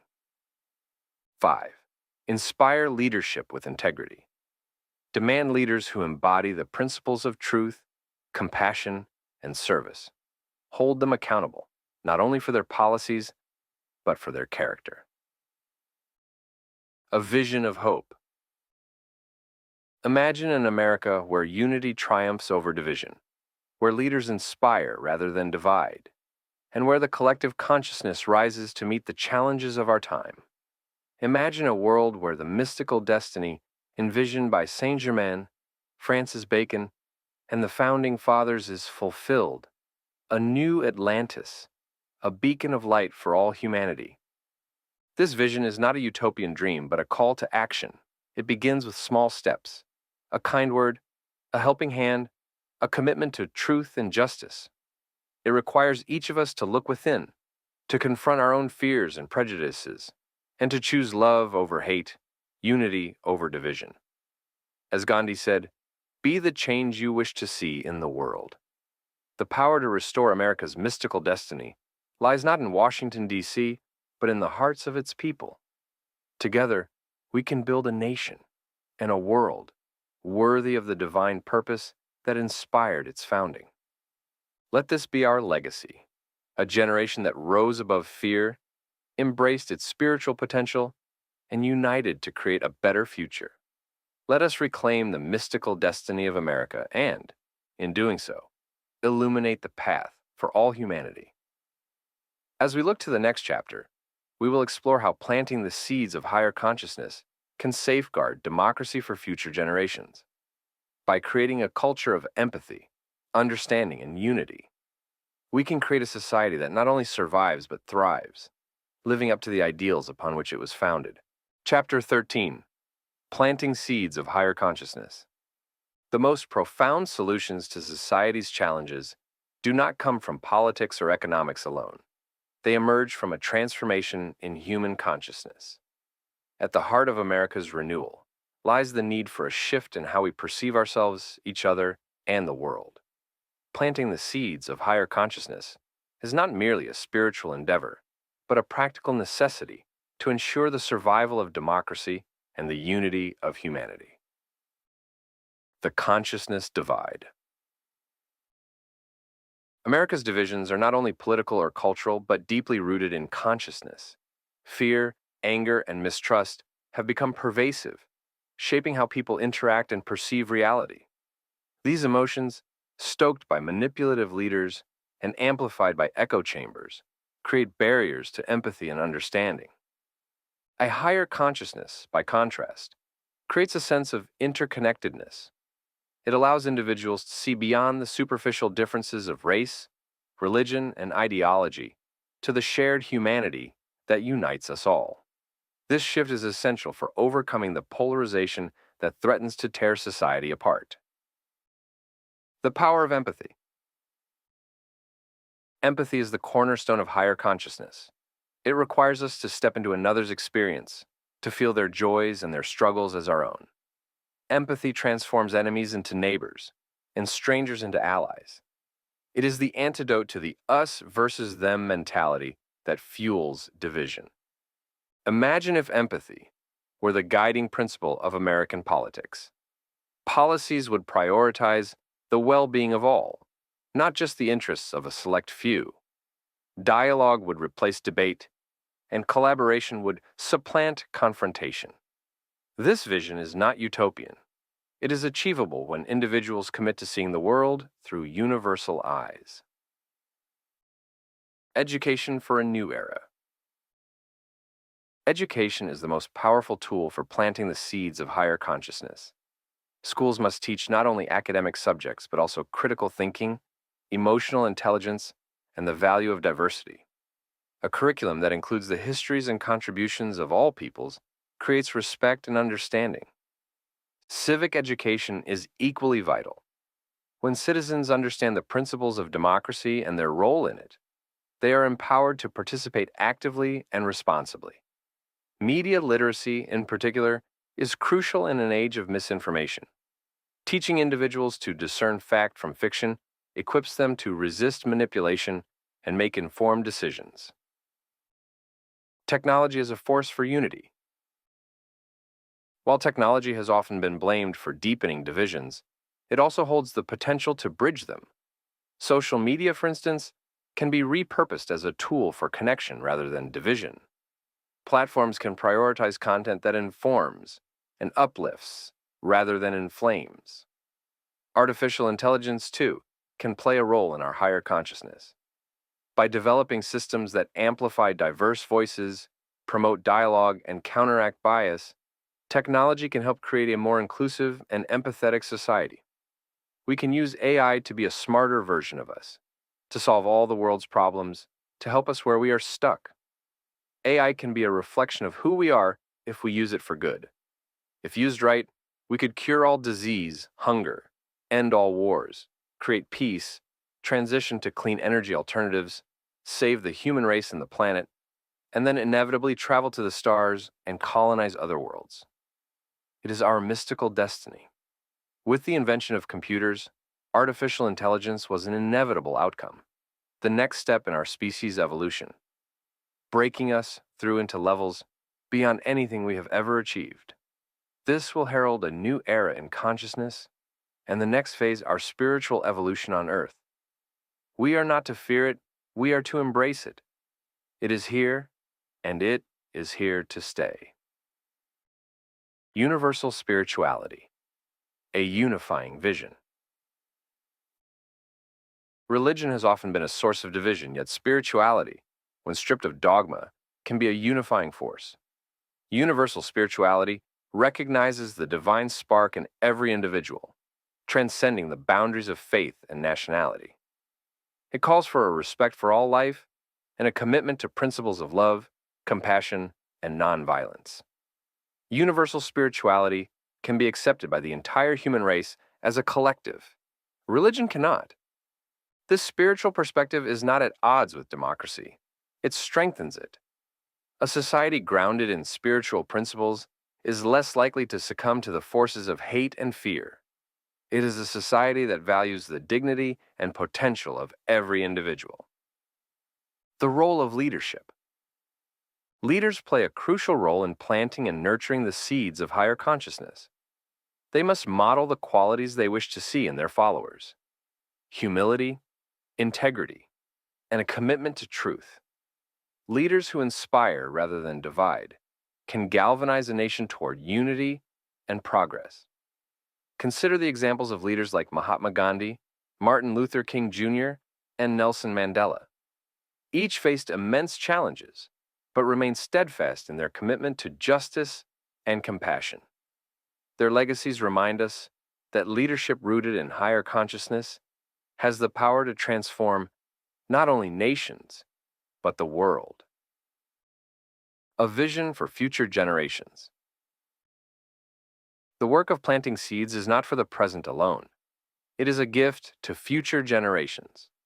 Imagine an America where children grow up in a culture of inclusivity, where they are taught to value empathy as much as ambition, and where the dream of unity is not just an ideal, but a lived reality. This vision is not beyond reach. It begins with individual actions, choosing understanding over judgment, dialogue over silence, and love over fear. Each act of kindness, each effort to bridge a divide, contributes to the collective awakening of humanity. This vision is to create a better America, one that honors the dignity of every human being, uplifts the middle class, eliminates poverty, reduces crime, and prioritizes health, fairness, and happiness for all. At the heart of this vision lies a critical understanding. Our society must evolve in harmony with the unprecedented challenges and opportunities brought about by automation, robotics, and artificial intelligence. The case for universal basic income. Andrew Yang has articulated a powerful argument for universal basic income UBI, a policy that offers a guaranteed income to all citizens. As automation and AI rapidly reshape industries, millions of jobs will disappear. Truck drivers replaced by autonomous vehicles, retail workers by self-checkouts, and even white-collar jobs by algorithms. The economic transformation we face is inevitable. Yet, while the technology promises immense productivity and profit, the question remains: who benefits? Without intervention, the wealth generated by automation risks further concentrating in the hands of a few, widening the gap between the ultra-wealthy and everyone else. UBI presents a solution to this imbalance. By providing a financial safety net, it ensures that every citizen can afford basic necessities like housing, food, and healthcare. Moreover, UBI allows people the freedom to pursue their passions, care for their children, invest in education, or even focus on spiritual growth and personal development. Critics argue that UBI might disincentivize work, but studies suggest the opposite.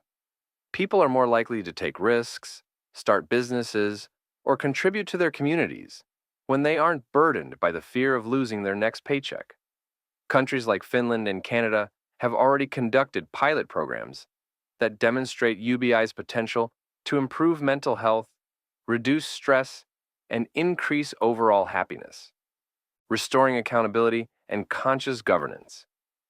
To build a fairer society, America must hold corporations accountable to conscious guidelines. The era of companies recklessly polluting rivers, exploiting workers, or selling harmful products while escaping with a slap-on-the-wrist fine must end.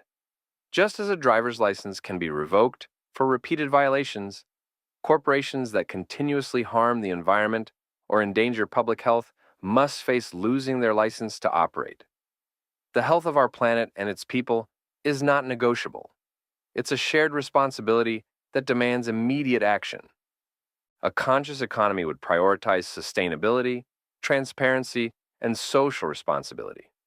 For instance, companies could be incentivized to adopt clean energy practices, reduce carbon footprints, and invest in local communities. Violations, however, would no longer result in mere financial penalties, but structural changes to ensure compliance with ethical standards. Cyrus the Great and the Blueprint for Human Rights. The principles of a better America are not new. They were envisioned thousands of years ago by visionaries like Cyrus the Great. Known for drafting the first Declaration of Human Rights, Cyrus championed freedom of religion, gender equality, and the humane treatment of all people. His legacy inspired leaders like Alexander the Great and shaped civilizations across the globe. Imagine if we honored those ancient ideals today, ensuring every individual has access to housing, clean water, and food as basic human rights. Such policies would not only address the symptoms of poverty, but also attack its root causes, fostering a society where everyone has the opportunity to thrive. As Native American leaders like Chief Seattle and Chief Joseph understood, we are stewards of this land, and the well-being of one is intertwined with the well-being of all. The Venus Project and Ubuntu philosophy. Emerging movements like the Venus Project and Ubuntu philosophy provide modern blueprints for this kind of transformative society. The Venus Project envisions a resource-based economy where technology serves humanity rather than exploiting it. It advocates for sustainable cities, efficient resource allocation, and a world without war or poverty. Ubuntu, a South African philosophy, teaches that I am because we are. It reminds us that our humanity is bound to the humanity of others, emphasizing community, cooperation, and mutual respect. These philosophies align with the spiritual awakening needed to create a society based on compassion and collaboration rather than competition and greed. The role of spiritual awakening. At the core of this transformation lies a universal spiritual understanding of our oneness. As the Kumalipo chants of Hawaii's kahunas, the words of Indian chiefs, and the teachings of Saint Germain and other ascended masters remind us, harming another is self-mutilation. Humanity's collective consciousness must evolve beyond divisions of race, religion, and nationality. The awakening to our interconnectedness may not happen overnight, nor even within our generation, but it starts with each individual soul. This awakening is not merely an abstract ideal, but a practical necessity. Crime diminishes when people feel seen and supported. Violence subsides when communities are empowered. Health flourishes when clean air, water, and food are guaranteed. A society rooted in love, not fear, becomes a beacon of hope and progress. A vision for the future. This vision calls for bold action. We must invest in education systems that teach empathy, critical thinking, and sustainability. We must redesign cities to prioritize renewable energy and green spaces. We must empower people to break free from the cycle of survival mode, freeing them to explore, create, and connect. As America navigates its path forward, it has the chance to become a global leader in this new age of consciousness.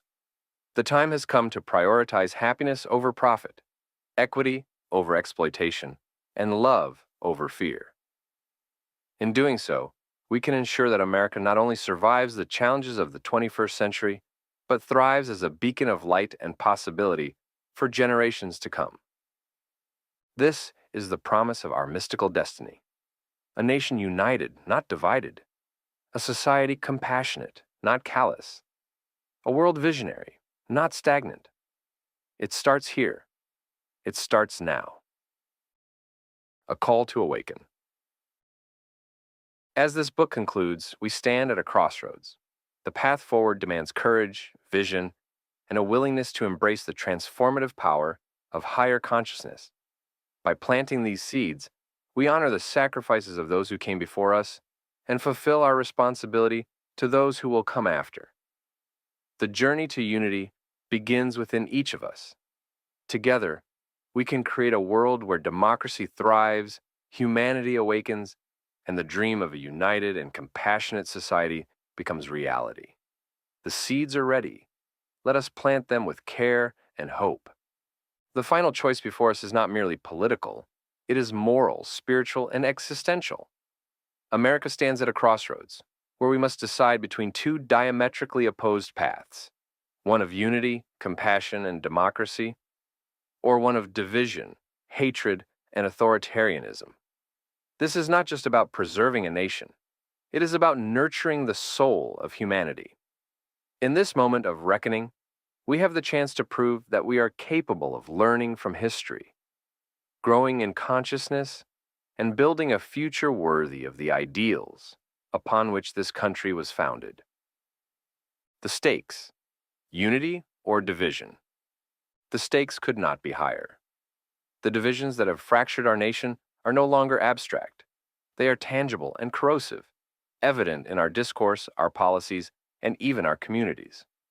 We have seen how division turns neighbor against neighbor, how fear replaces trust, and how the fabric of democracy begins to unravel when unity falters. History has taught us that division is the fertile soil in which authoritarianism takes root. As we've seen in the echoes of past dictatorships, from Nazi Germany to modern autocracies, division is the tool of the oppressor. By pitting citizens against one another, by stoking fears of the other, and by manipulating truth into propaganda, authoritarian regimes consolidate power at the expense of freedom, justice, and dignity. But this is not a foregone conclusion. America, for all its flaws, has shown time and again that it can rise above its darkest moments. The Civil War did not destroy us. The Civil Rights Movement did not falter. When we are united, we are resilient.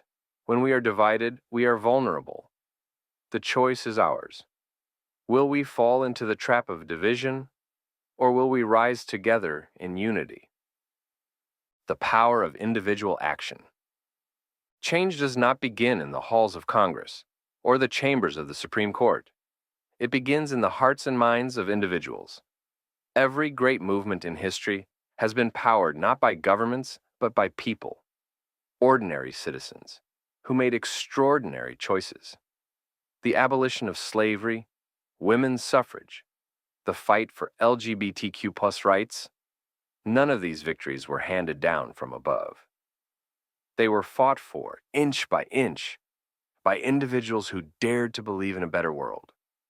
Today, each of us holds that same power. Every conversation we have, every vote we cast, every effort we make to understand someone different from ourselves is a step toward unity. Small acts of kindness, moments of empathy, and the courage to stand up for what is right. All of these ripple outward, creating waves of change that can transform a nation. Consider the lessons of the short 1947 film Don't Be a Sucker, a film that warned against scapegoating and bigotry. It reminds us that division begins when we fail to see the humanity in one another. And yet, as Charlie Chapman's performance in The Great Dictator so poignantly expressed, hope remains as long as we believe in the goodness of the human spirit. These lessons are as relevant today as they were decades ago. They remind us that the battle for unity begins with each of us. A vision for a reawakened America. What if we could imagine an America truly united in its diversity? A nation where every belief, every dream, every culture, and every contribution finds its place in a grand mosaic of shared humanity. This is not a utopian fantasy. It is the very promise of the United States of America. It is the promise inscribed in the Declaration of Independence, the Constitution, and the dreams of every American immigrant, activist, and patriot who has fought for a more perfect union. Imagine a society free from greed, corruption, and hate. A society where no child goes hungry, where education is a right and not a privilege, where healthcare is accessible to all, and where the environment is preserved for future generations. Imagine a nation where people are not judged by the color of their skin, their gender, or their religion, but by the content of their character. This is the vision of the United States of consciousness. As a nation guided not by division, but by compassion, a nation with a new universal spiritual view for a new era in consciousness. This vision is not unattainable. It begins with recognizing the inherent value in every human being. It grows when we reject fear and embrace hope, and it becomes reality when we commit ourselves to the principles of equality, justice, and love. The path to unity requires a spiritual awakening, a shift in consciousness that transcends religious, cultural, political, and national boundaries. Universal spirituality teaches us that we are all interconnected, that a divine spark exists in the soul, every individual, and that our purpose is to lift one another up by helping them brighten that spark within. This is the antidote to division, the recognition that what unites us is far greater than what divides us. When we see our neighbors not as competitors or threats, but as fellow travelers on this journey of life, we unlock the potential for true collaboration and harmony. Planting seeds of higher consciousness.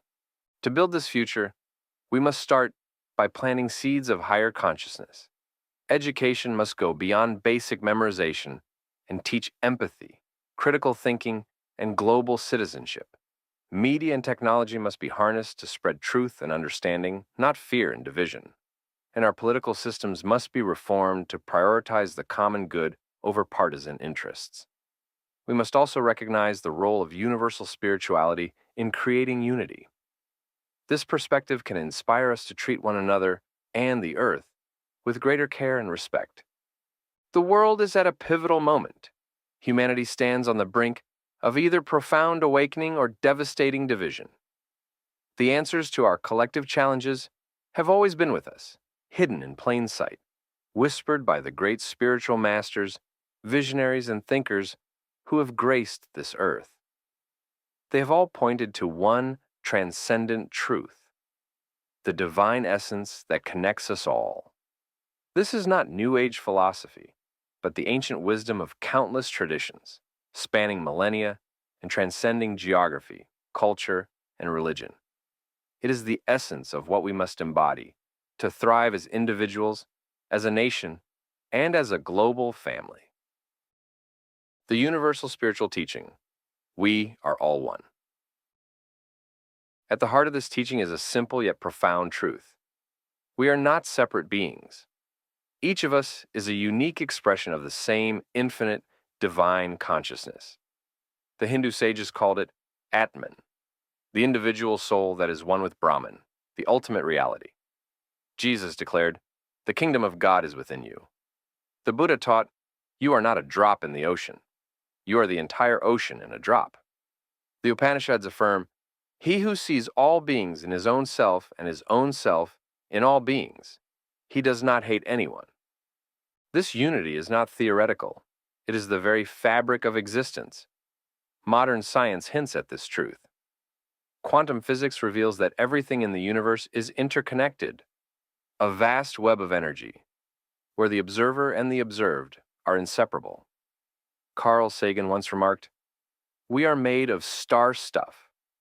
We are a way for the universe to know itself." Yet, despite this profound interconnectedness, humanity lives in a state of spiritual amnesia. We perceive ourselves as separate, isolated, and disconnected. This illusion of separation breeds fear, hatred, and division. But the great masters have always taught us how to awaken from this illusion. The great teachers, illuminating the path. From every corner of the earth, spiritual luminaries have shared the same timeless message in different languages and contexts. Jesus Christ, love your neighbor as yourself. This teaching transcends religion, calling us to recognize that our neighbor is not separate from us, but is, in essence, another aspect of ourselves. Adi Shankaracharya, the Supreme Self alone exists. The perception of plurality is due to ignorance. His teachings dismantle the illusions of caste, creed, and religion, urging humanity to see the oneness underlying all diversity. Mahatma Gandhi, I believe in the absolute oneness of God, and therefore also of humanity. We have but one soul. Gandhi's life was a testament to the power of nonviolence and the recognition of divinity in all beings. Thich Nhat Hanh, we are here to awaken from the illusion of our separateness. His gentle wisdom reminds us that enlightenment is not found in the heavens, but in the realization of our interconnectedness. Rumi, you are not a drop in the ocean. You are the entire ocean in a drop. Rumi's poetry dissolves the boundaries of ego, revealing the infinite within each of us. These teachings, echoed by countless others, Krishna, Lao Tzu, Paramahansa Yogananda, and modern voices like Albert Einstein and Wayne Dyer, are not abstract ideals. They are practical guides to living in harmony with ourselves, each other, and the planet. The challenges we face, war, poverty, environmental destruction, and systemic injustice, stem from one root cause: separation consciousness. This belief in our individuality and disconnection blinds us to the suffering of others and the sacredness of all life. It allows us to exploit, destroy, and hate without realizing that in doing so, we harm ourselves. For centuries, humanity has been mired in religious thinking, rigid dogmas and ideologies that separate rather than unite. The time has come to shift to a universal spirituality, one that transcends labels and embraces the unifying reality behind all traditions. As the Upanishads teach, truth is one. The wise call it by many names. The solution: a new spiritual awakening. The solution is deceptively simple yet profoundly transformative. Awaken to the truth that we are all one. This awakening begins with a shift in perception, moving from fear to love, from separation to unity. 1. Embodying self-realization. Recognize that the divine spark resides within you. As Swami Vivekananda said, each soul is potentially divine. The goal is to manifest this divinity within by controlling nature, external and internal. Meditation, mindfulness, and introspection are powerful tools to quiet the mind and reveal the truth of our oneness. 2. Practicing compassion. When you see the divine in all beings, hatred becomes impossible. Buddha taught, if you truly loved yourself, you could never hurt another. Compassion is the bridge that connects us to others, dissolving the barriers of race, religion, nationality, and ideology. 3. Living in harmony with nature. Chief Seattle reminds us, all things are connected. Whatever we do to the web, we do to ourselves. The earth is not a resource to exploit, but a sacred being to honor and protect. A spiritual awakening includes a deep respect for the planet and all its creatures. 4. Service as worship. Serving others is the highest form of devotion. As Amma teaches, the earth, trees, plants, and animals are all manifestations of God. We should love them as we love our own self. Acts of kindness, no matter how small, ripple through the collective consciousness. 5. Embracing universal spirituality. Move beyond the confines of religious dogma to a universal spirituality that celebrates diversity and unity. As Ramakrishna said, God can be realized through all paths. All religions are true. The awakening of a new humanity. When this truth awakens in you, judgment dissolves, hatred vanishes, and the heart opens wide to embrace all of creation. This is the teaching of Jesus, Buddha, Krishna, and every great master who has walked this earth. It is the key to ending war, eradicating poverty, and creating a world where all beings thrive. We are not separate. We are one mind appearing as many. When humanity awakens to this reality, we will transform the earth into a paradise of peace, love, and unity. This is the revolution in consciousness that will heal our world. It begins with you and your awakening. This is the moment to act. We cannot afford to wait for someone else to solve the problems before us. Each of us has a role to play in the great work of reunification. Speak out against injustice. Educate yourself and others. Vote in every election. Support policies and leaders that promote unity, not division. And most importantly, live each day with kindness, compassion, and courage. The story of America is not finished. We are the authors of its next chapter. Let us write a story that future generations will look back on with pride. A story of a nation that faced its darkest hour and emerged stronger, wiser, and more united than ever before. Together, we can build the United States of consciousness. Together, we can create a future that honors the best of who we are. Together, we can prove that unity is not just an ideal, it is our destiny. As the author of this book, I want to take a moment to share with you the heart and soul behind Project Reunification. This document, which you'll find at the conclusion of this book, is more than a set of ideas. It is a counter-promise to the fear-driven authoritarianism outlined in Project 2025. It is a blueprint for hope, unity, and the rebirth of a nation that so desperately needs to heal. My inspiration for creating Project Reunification was a combination of living through a decade of Trump, reading through the 900 pages of Project 2025, and a lifelong passion for merging art, media, and storytelling with messages of enlightenment and unity. I believe that creativity is one of the most powerful tools we have to inspire change, touch hearts, and challenge the status quo. When I see corruption, division, fear, and hatred taking hold of our society, I don't just sit by and watch. I act without hesitation. Whether through art, writing, media, or simply speaking to others, I feel a deep and urgent responsibility to stomp out these forces wherever they arise. I will not let them flourish in my presence, not in my lifetime, not on my watch. Authoritarian, narcissistic dictators? I eat them for breakfast.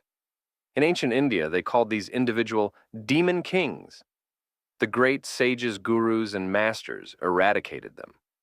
When I recognize patterns of destruction, conspiracy, fear, or harm, whether aimed at humanity or the planet itself, I am compelled to act. When I see our beautiful planet, Mother Earth, under threat from climate change, pollution, and toxicity, I cannot look away. When I see our very survival as a species hanging in the balance due to war, greed, and ignorance, I dedicate myself, every word I write, every action I take, to creating change. Even the smallest sign of progress is enough to give me hope, to crack a smile on my face when my time here is done. That is what motivates me. That is why I do what I do, to make a difference, to leave something meaningful behind. to put in my 2 cents during this fleeting time we all have on this planet. And so, Project Reunification is my gift to this nation, and to the world. It is a resource I offer freely, without restriction or hesitation. It is my hope that this work will inspire you and others to take it, use it, adapt it, and build upon it. You are free to distribute it, share it, and republish it in any medium or format, even commercially, without needing my permission or attribution. This is not about me, it is about us.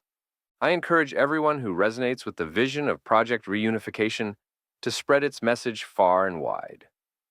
Let this be the seed from which unity grows. Unity in America, unity across the globe, unity in the hearts of all people. Together, we can ensure that fear, hatred, and division do not define our future. Together, we can create a world that embraces compassion, equality, the beauty of diversity, and a universal spirituality. This is my offering to humanity. May it inspire you as deeply as it has inspired me to write it. With hope and determination, Michael Perlin.